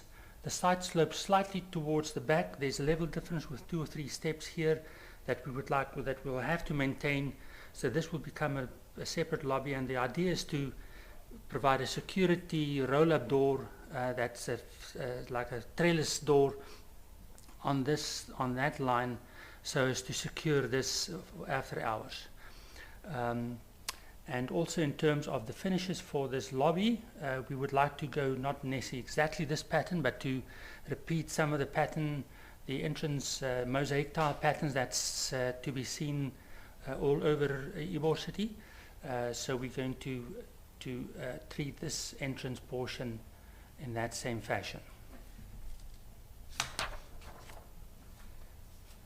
On our second floor, we are stepping the second floor back, so that will be trafficable roof, the actual building will stop here. That is a 30-foot setback. We started off with 25. Staff recommended that we increase that to 35, to 30, which we did. We've got a door leading in onto that for public, and we've got some windows or like a storefront treatment on that, so that that becomes a little bit more visually accessible. Our position of our fire escape, and we've got a fire stair at the back. We need 2 fire escapes for the volume of people in the building. Bathrooms in the back. Moving on to the roof space. What we have in the roof space is we're taking that elevator up to the roof. We've got our staircase leading up to that, and due to the number of people that may congregate on that space based on the square footage of it, we do need a second egress. So we're maintaining that, but we're not taking that up to the roof level. We're basically keeping that staircase at balustrade level. We've got our air conditioning and mechanical room, which will have a lower wall here. We've got some storage back, and the idea is to wherever the build-up area is going to be, we have on this side of the building, which is not really visible from anywhere else. So the built-up area on that roof is hidden, or is as I say, not really visible from the street. If I go to elevations, that's the existing, and the idea is to add the second level. That's the line of the second level. That little line adds the floor level on that second floor. That's accessible for public. That line is the floor level or the upper level for this floor, and that is basically a 3-foot balustrade that will provide a separate balustrade on the inside of that. This will enable people that find themselves on that roof to be able to look over this balustrade. The idea is to keep this the way it is. We would like to replace the stucco. We think the stucco wasn't really well done. The medallion, the stucco is all kept. As far as the entrance is concerned, a little hard to see here, but what we have, we've got like a 3-tier window where the center one is a little bit wider. We are keeping that. There's a column there that goes all the way to the ground. The idea is to take this, demo that little portion of it, and that now becomes the breezeway. The windows, we're going to try to get to a more symmetrical layout, and what we've done is we've taken the second floor, and we've taken some of the architectural design elements of this ground floor. We modified and modernized it slightly. We repeated a little bit of that so that it's in keeping, but it's not trying to be exactly the same. And that's the architectural sort of proposal for our canopy, which will be a horizontal canopy with a slight slope hanging from suspended threaded rods that's attached to the wall at a higher level, which is similar to our neighbor on this side. The height is more or less the same. I think ours may be a little bit lower. On this side, our building will obviously go a little bit higher. It will go up to about 11 to that level. And that's the second on the roof level, where the elevator and the staircase go up to that level. That's the protrusion that sits further back. Then when it comes to colors, that's that same elevation in the color. What we've decided is to take cues from the existing face brick and to use the slightly darker color of that for the base or the plinth or the existing, and to use a slightly lighter version of that for the upper structure, maybe with a dark accent for the concrete coping on top of that. In terms of the color scheme that that staff showed us, we're more or less in that family. I have, this is the actual color from, I'm not sure which company this is, Glidden. So we're proposing to be, we maybe that for the upper structure and this for the lower structure. We would suggest that we maybe work with staff and do a sample patch on the wall to make a final decision. It's a little hard to make these decisions on a small swatch of paint and indoors, but that's more or less with the direction we're going. As far as trim is concerned, we decided to go with black. Our neighbor on this side has green, and I think black, in my opinion, just suits that area a little bit better.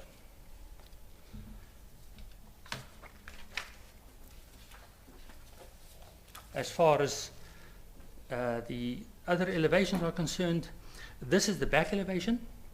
Now, we did not consider windows on this elevation. We're not opposed to it. This portion of this is mostly back of house and utilities. We've got a staircase here, so that space could accept or could accommodate a window. For now, we didn't show that. We're not against that. That's the 3-foot baluster. That's a little recess with a trellis gate and a door in the back that I showed you before. This is the side elevation as seen from the parking lot. That portion is all existing face brick. That's that lower wall also in face brick. We suggest that we do the second floor in that lighter color, both of those in the lighter color. That's the hanging roof canopy. And as far as sign is concerned, the idea is to in the alley, or not in the alley, in the on the walkway, to have a 90 degree suspended sign that hangs off the canopy that indicates what kind of business or what the name of the business. And on the front facade, the idea is to have that, and I've got it elsewhere, to have a building name in that location against the wall. Then as far as finishes are concerned, we want to go with wood windows and doors, but not in this color. We would like to paint it black. Go with a fairly clean, somewhat somewhere between modern and classical hardware. That's the concept for the canopy, black with threaded rods. Underside we would like to paint black, just a fairly common, very similar to what can be seen up and down on 7th Avenue and all elsewhere in Ybor. I think I covered, oh yes, something as far as, so when it comes to the wall section are concerned, I'm going to start with this one. That's a cross section from the back, from the front of the building to the back of the building. That is where a 6-foot person would stand on the opposite side of the road on the pavement. When it comes to the view, that's the top of the lowest part of the parapet wall that, what will become a parapet wall on the front section. So what I'm trying to show here is that if you stand here, the only thing that a pedestrian will be able to see would be that section, or if he looks over this portion of the wall, the only thing a pedestrian will see from the street would be that little section.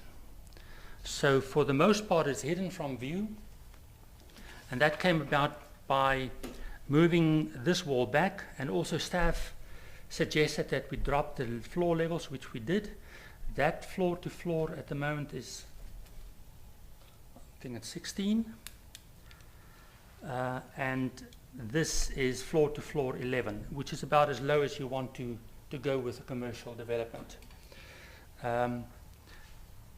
Now, when it comes to the main section, this is a wall section through the side of the building. In other words, this side is parking and that's the building. This wall is existing face brick wall that actually belongs to the neighbor. That is a block or face brick wall that belongs to this development. That dashed line is the property boundary.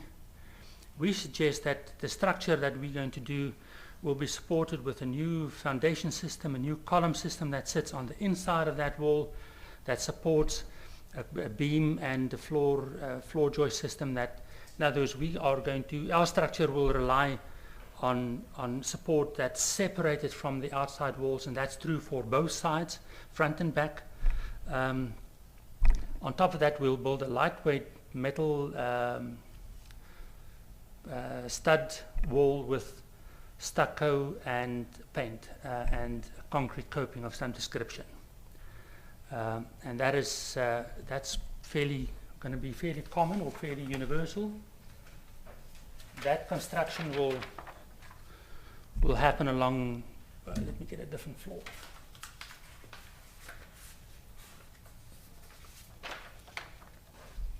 That construction method is actually going to be followed through all of this side.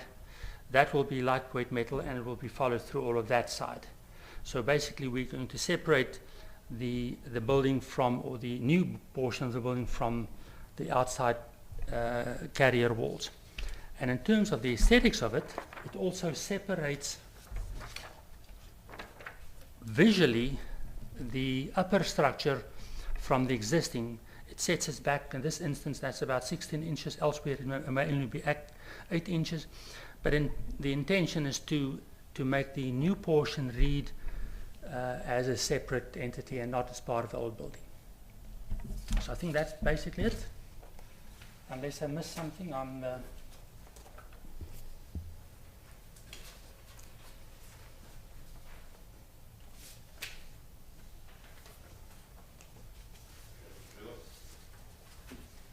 Good afternoon, Commissioners. Ron Vila with Historic Preservation.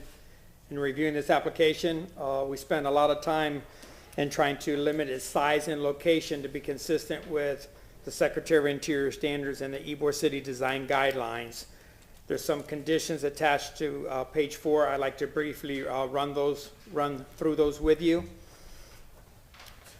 The structural component and how this is actually going to be built, further information is required, but initially, in the past, when something is this substantial, we look at the modifications to the historic building that could compromise the integrity of the building. And speaking with the architect, they're going to build a structure within this structure. He had some diagrams to illustrate that the load will be carried to a footer of its own, and the exterior walls would just be there as a veneer. In looking at the project, we looked at the sensitivity of putting an addition to a one-story structure, how far back from the front facade. Initially, we were talking around 20 feet, then we ended up at 30 feet with the visual aids that he provided us. That's from 7th Avenue. Obviously, if you're looking from the east towards the west, you're going to pick up the massing of the building. This is an interior lot, and we felt that hopefully in the near future that there would be a structure built there to shield the visibility from that perspective. Reading from the Secretary of Interior standards on rooftop additions, there's a couple sentences here I think that are pertinent. It says generally a rooftop addition should not be more than 1 story in height and minimizes visibility and impact on the proportions and profile of the historic building. A rooftop addition should most always be set back at least 1 full bay from the primary elevation of the building, as well as from other elevations of the building if freestanding. I addressed solid waste as another concern. I know he has some letters that he wants to put into the record as how solid waste is going to be handled on this particular alley and behind this property. I think additional discussion should take place on the visibility from 7th Avenue and the perspective that he's shown. And to conclude, to incorporate additional articulation on the elevation that is seen from the parking lot. Although that hopefully in the future that there's something built there, we're going to be looking at a wall there that's a stucco wall. And although the proximity to the property line, I don't believe windows are something that could be installed at that location. Maybe there's different architecture details that could break up the massing on that side. That concludes the staff report, and I'll be here to answer any questions. Okay, thank you, Mr. Vila. Anyone here from the public wish to comment? Okay, seeing none. Commissioners can ask questions of the applicant, starting on my left. The new addition, the east and west sides, what are the finishes on that? Well, on both of those sides would be stucco. Stucco. Stucco and paint, yeah. What kind of stucco finish? We're going to go with a very light sand finish, so we don't want a big texture, a slight, so it's going to be just for practical purpose, a sand. Thank you.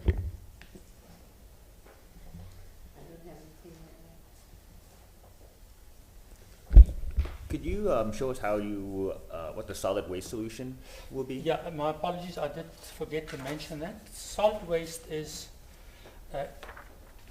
site survey is the best. The client who's here, he's a part owner of this development, and he has a written agreement with them. There's a little bit of an alcove here. It was shown in the initial photographs.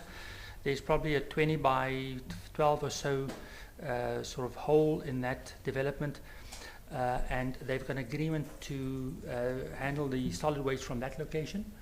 They met with solid waste from the city, and apparently they were happy with the solution. They came up with volumes of waste and the way to deal with it, and staff, as I say, the solid waste department of the city in principle approved it, as far as my understanding. But the client, I wasn't in that meeting, so the client, if there's more questions, he may be able to answer those, but from my understanding, they were happy with that. Okay, let's see, is there anything else? I have no other questions at this time. Quick, can you put up the first floor and the second floor again?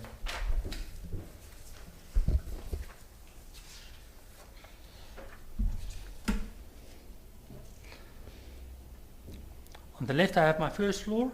On the second, this is my second floor. Mm-hmm.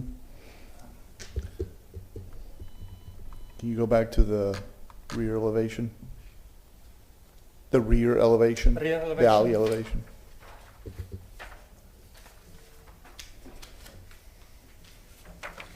That's the rear elevation. In other words, if I show that. No, the one on the top, the south elevation. South side elevation, yeah, that's the south elevation. Yeah. Yeah. Okay. So if you compare the elevation with what I'm on the plan, that's the recess. Yeah. No, the only reason I wanted to see it again is I think it says kitchen in there. Yeah. I agree with you that we got to do something with that elevation. I don't know what it is yet, but that was just how would you were talking before about adding some windows or so. What were you thinking on that? Let me show you what I've done on the side elevation.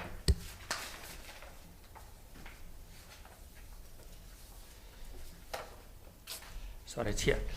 That's the side elevation. What you're looking at here, these are basically, it's a dummy window. It's not really a window, so we've added a little bit of interest on that side because that's a fairly big bland wall. Now in future that may be built over because this is on the building setback, or sorry, on the boundary. So if anybody builds here, that will be not visible. But for until such time, we decided to, from recommendation from staff, decided to have a reveal with that. That mimics a window. We could do the same on the back. The challenge with the window on the boundary is the fire code. Fire code limits you in terms of you need to be 5 feet. Now that being an alley, we may be able to do something.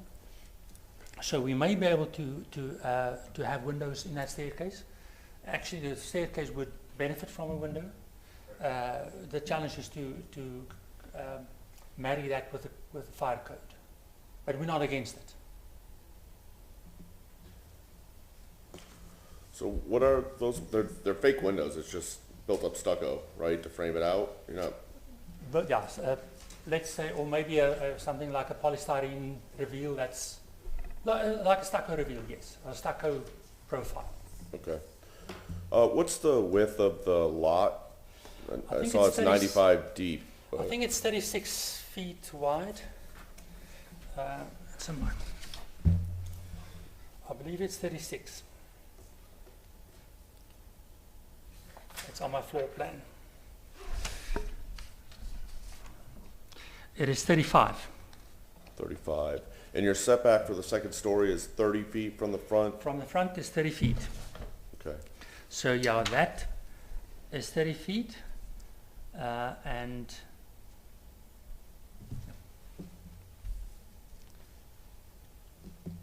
okay. All right, and the roof deck,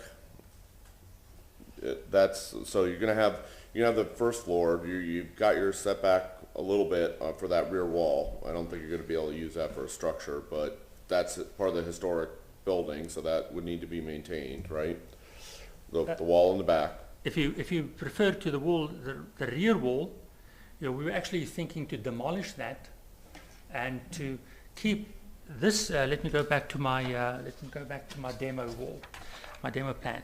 So the intention is to demo that wall, which was like a pinkish color in the photographs, to keep this, which is a face brick wall. Yeah, I don't think you're probably going to be able to keep that wall to build up a structure on top of that. And it sounds like you're kind of in a little pickle here because the property line runs right through that wall, right? So the face brick actually belongs to your neighbors on the east. The structure, the bearing wall, is on your property, and that rear wall, that retaining wall in the back is good, but I'd consider that a historic feature, but I don't think you're going to be able to build on that wall. I think it's more of a courtyard type No, of we wall. assume we won't be able to build on it, Okay. but we were going to continue the concept of having a set of inner columns that support the upper structure.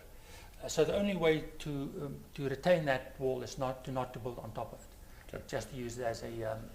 So your new construction that you're doing, is it set back from the original walls, or it's going right on top? It basically is there any goes relief there? just to the inside. I think the elevation or the section shows that probably the best. So it's on a slightly different plane. It's in. So okay. So that is existing. This is existing, and let's assume it's block. That's a new column that sits on the inside of that. Right. And we are planning to build on the inside of that with a waterproof connection between the two. So we are basically virtually just on the inside of the existing structure. Okay, and then your second floor is setback 30 feet. What's your setback on the rooftop? Well, and what's your total height? Well, the total height? Yeah. The total height to the highest portion is 36 and 8. 36.8? And I think we allowed 45, well, let me rephrase it. If this was a new construction, I believe we allowed 45. So what's your setback on the roof? Well, that is an additional, I've got a different plan. I believe that's additional 10 feet. So that's... What's about right? Yeah, so that's basically 11 feet. So 30 foot plus another 11 foot brought me to that line, which is the fire escape or part of the entrance staircase. So that is a total of 41 roughly, and then a little bit more to the line of, let's say, another 5 feet to get to the edge of the elevator.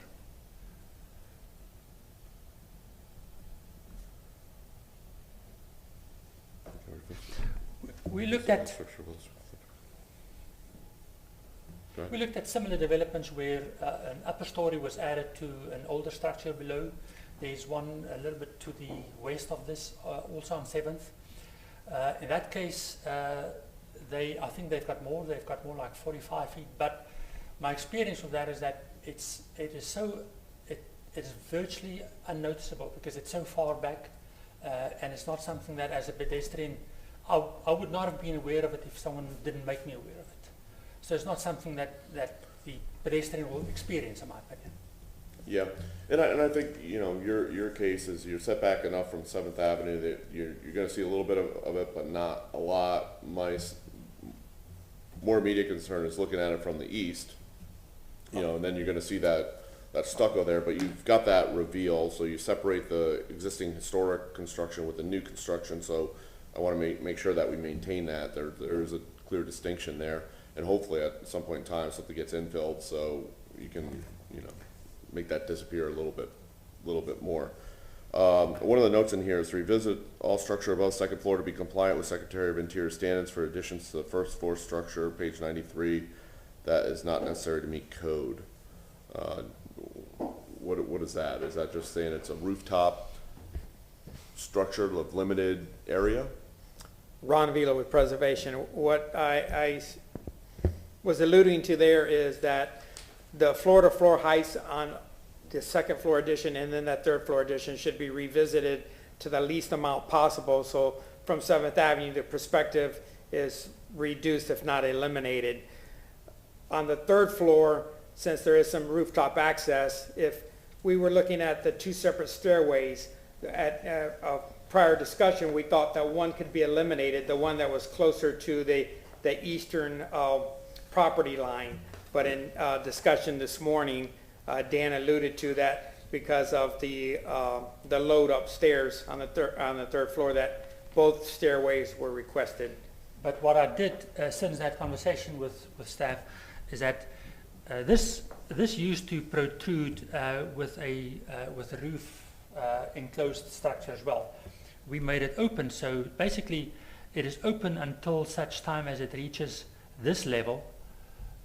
So the upper portion of that functions, although it's a staircase, is basically open to the weather, only with a balustrade height here, 3-foot height here, so that seen from the side, you would be unaware of the fact that there's a staircase behind it. But you know, the occupancy calculation is 95, and anything above, I think 49, we need a second means of egress. Yeah. And the moment you open it up, that's your challenge. Yeah, you know, I'm glad that we don't have to see it from that side, but you know, I think it's going to create issues for you down the road too, is keeping that water out of the building. Okay, that's all I have. I think I'd like to see a little bit more detailing on the stucco, just to make those stucco elevations a little bit more palatable. Yeah, and maybe some, you know, fake windows. You're on the alley, so it's kind of okay. Any other questions for the applicant? Okay, we're going to go ahead and you have a few minutes if you want to summarize any of your presentation or. No, basically just what I would like to say is the client would have liked more building. Ideally he would have liked that 2nd floor to be you know, a complete floor. From a commercial standpoint, the more building, you know, the more valuable. We reduced that, so I think in terms of accommodating the height requirement and the setbacks, I think we were very accommodating in terms of the comments that we got from the city. I believe the building is very much in keeping with retaining the architectural, historical character. We respect that. We don't copy it exactly when we continue. We sort of refer to it, but you would be able to identify modern versus old. And I think it's, you know, at the moment it's an eyesore. It hasn't been occupied for probably a decade or more. So it's just in bad shape, and I think it's about time that you know, we bring it back to, you know, to a usable building. Okay. Thank you very much for your presentation. We're going to close the public hearing now, and commissioners can discuss the case amongst ourselves. Discussion. Mr. Perez.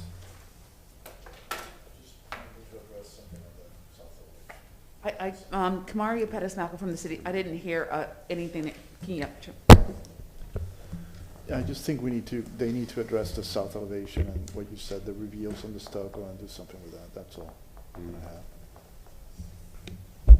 I agree. Some more elevation details, and in that time too, I would assume you would progress the drawing set. So you probably want to start figuring out, because there's going to be quite a few waterproofing details throughout this project that you're going to want to take a close look at. And I think that might end up, there's some changes to waterproofing might affect some of the elevational changes as well. Just from where the new meets the old, and the wall that you want to keep, as well as that stairwell at the rooftop that no longer projects out.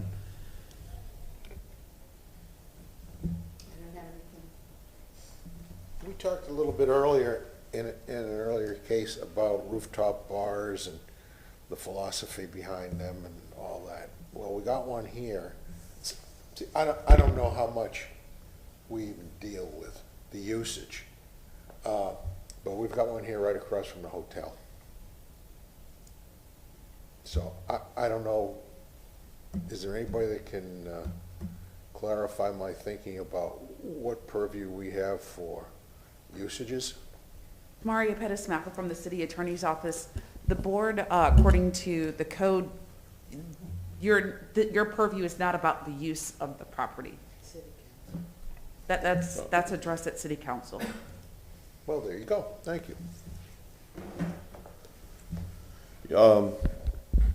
Yeah, I think the security door at the rear kind of, I don't know if that's, I don't really think that's allowable in Ybor. So I think, maybe if it's hidden and be able to tuck that up under that reveal, but it's not certainly something that we don't want to see exposed all the time. So if that could be tucked up away, I think that's fine. I don't know. I think they've kind of followed Secretary of Interior standards, got their setbacks for a second floor addition, so that's setback 30 feet. The rooftop addition is another 10 feet on top of that, so they're doing things so it's hidden. My main concern is maybe the east elevation and the south elevation.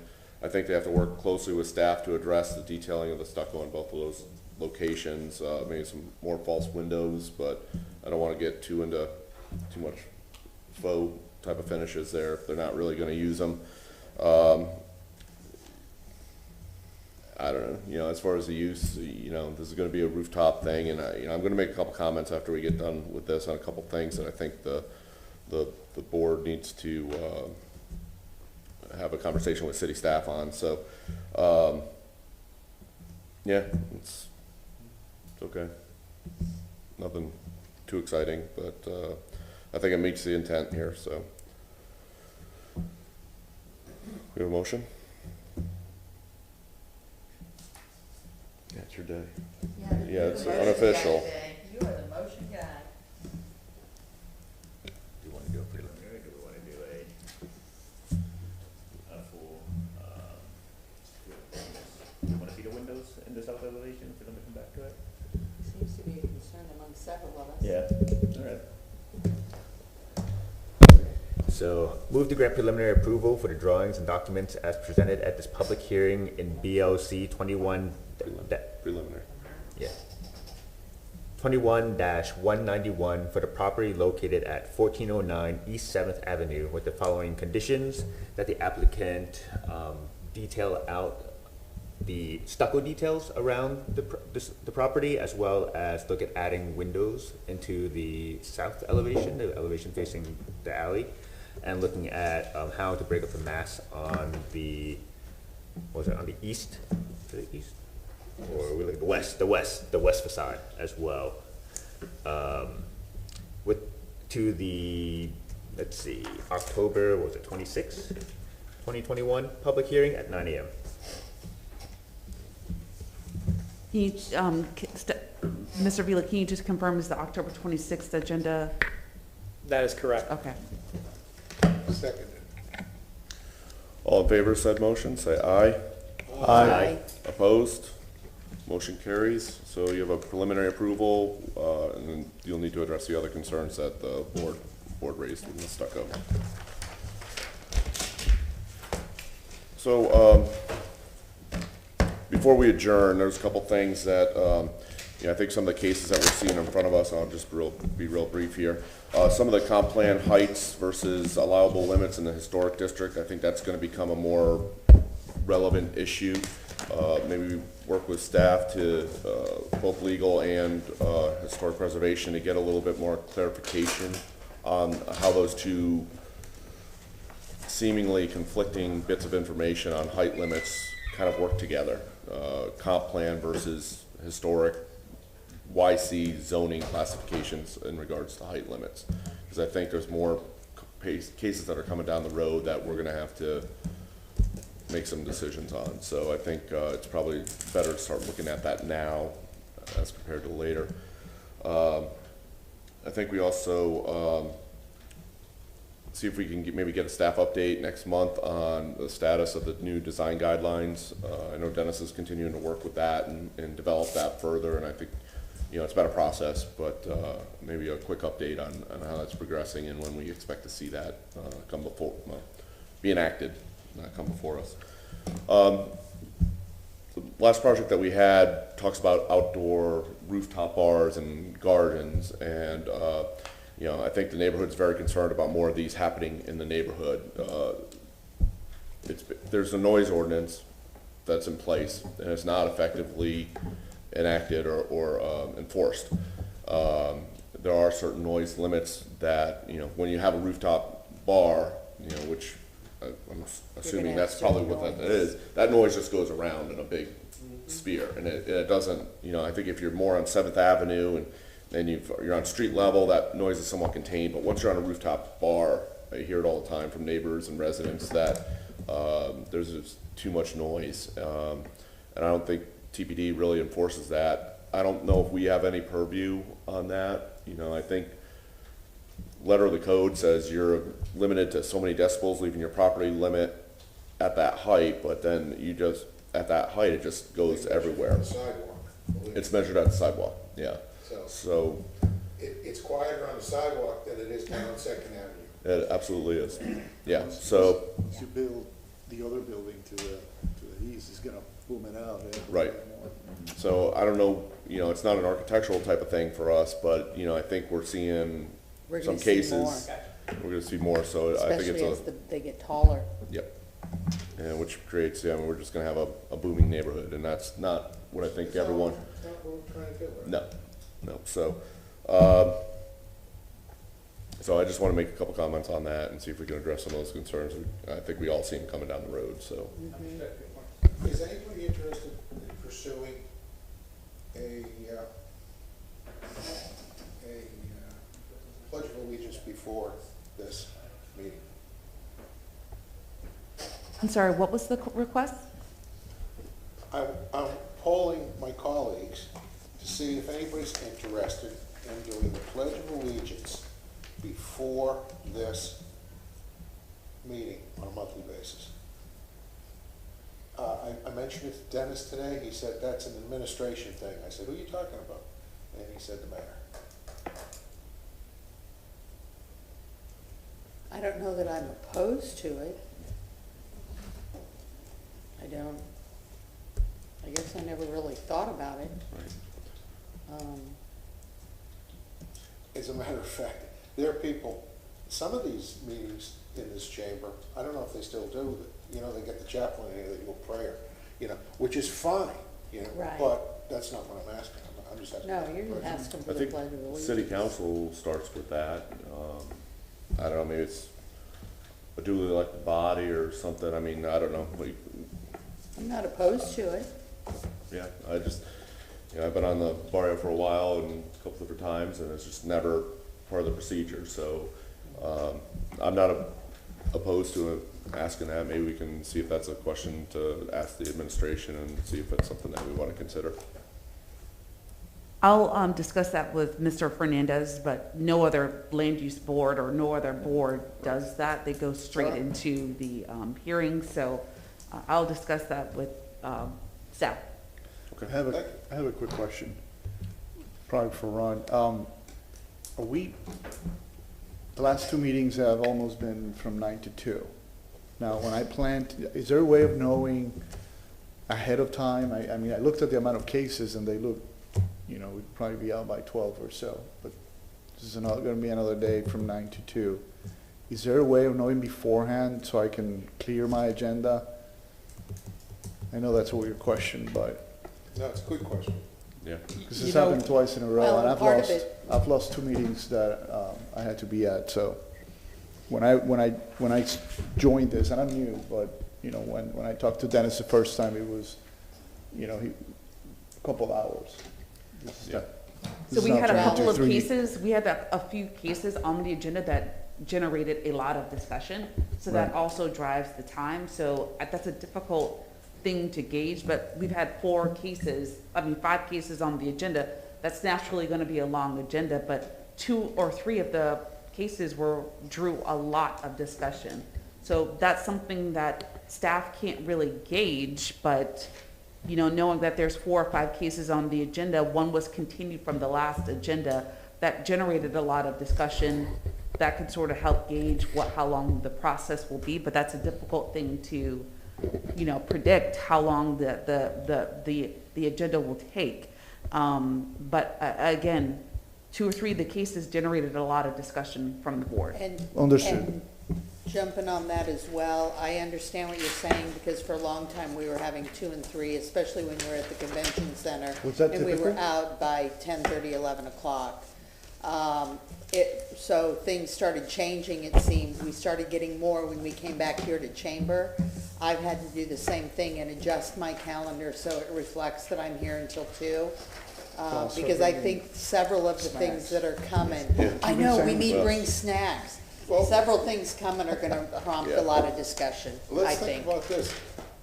Maybe if we, well, I don't know, how hard are commissioners to get?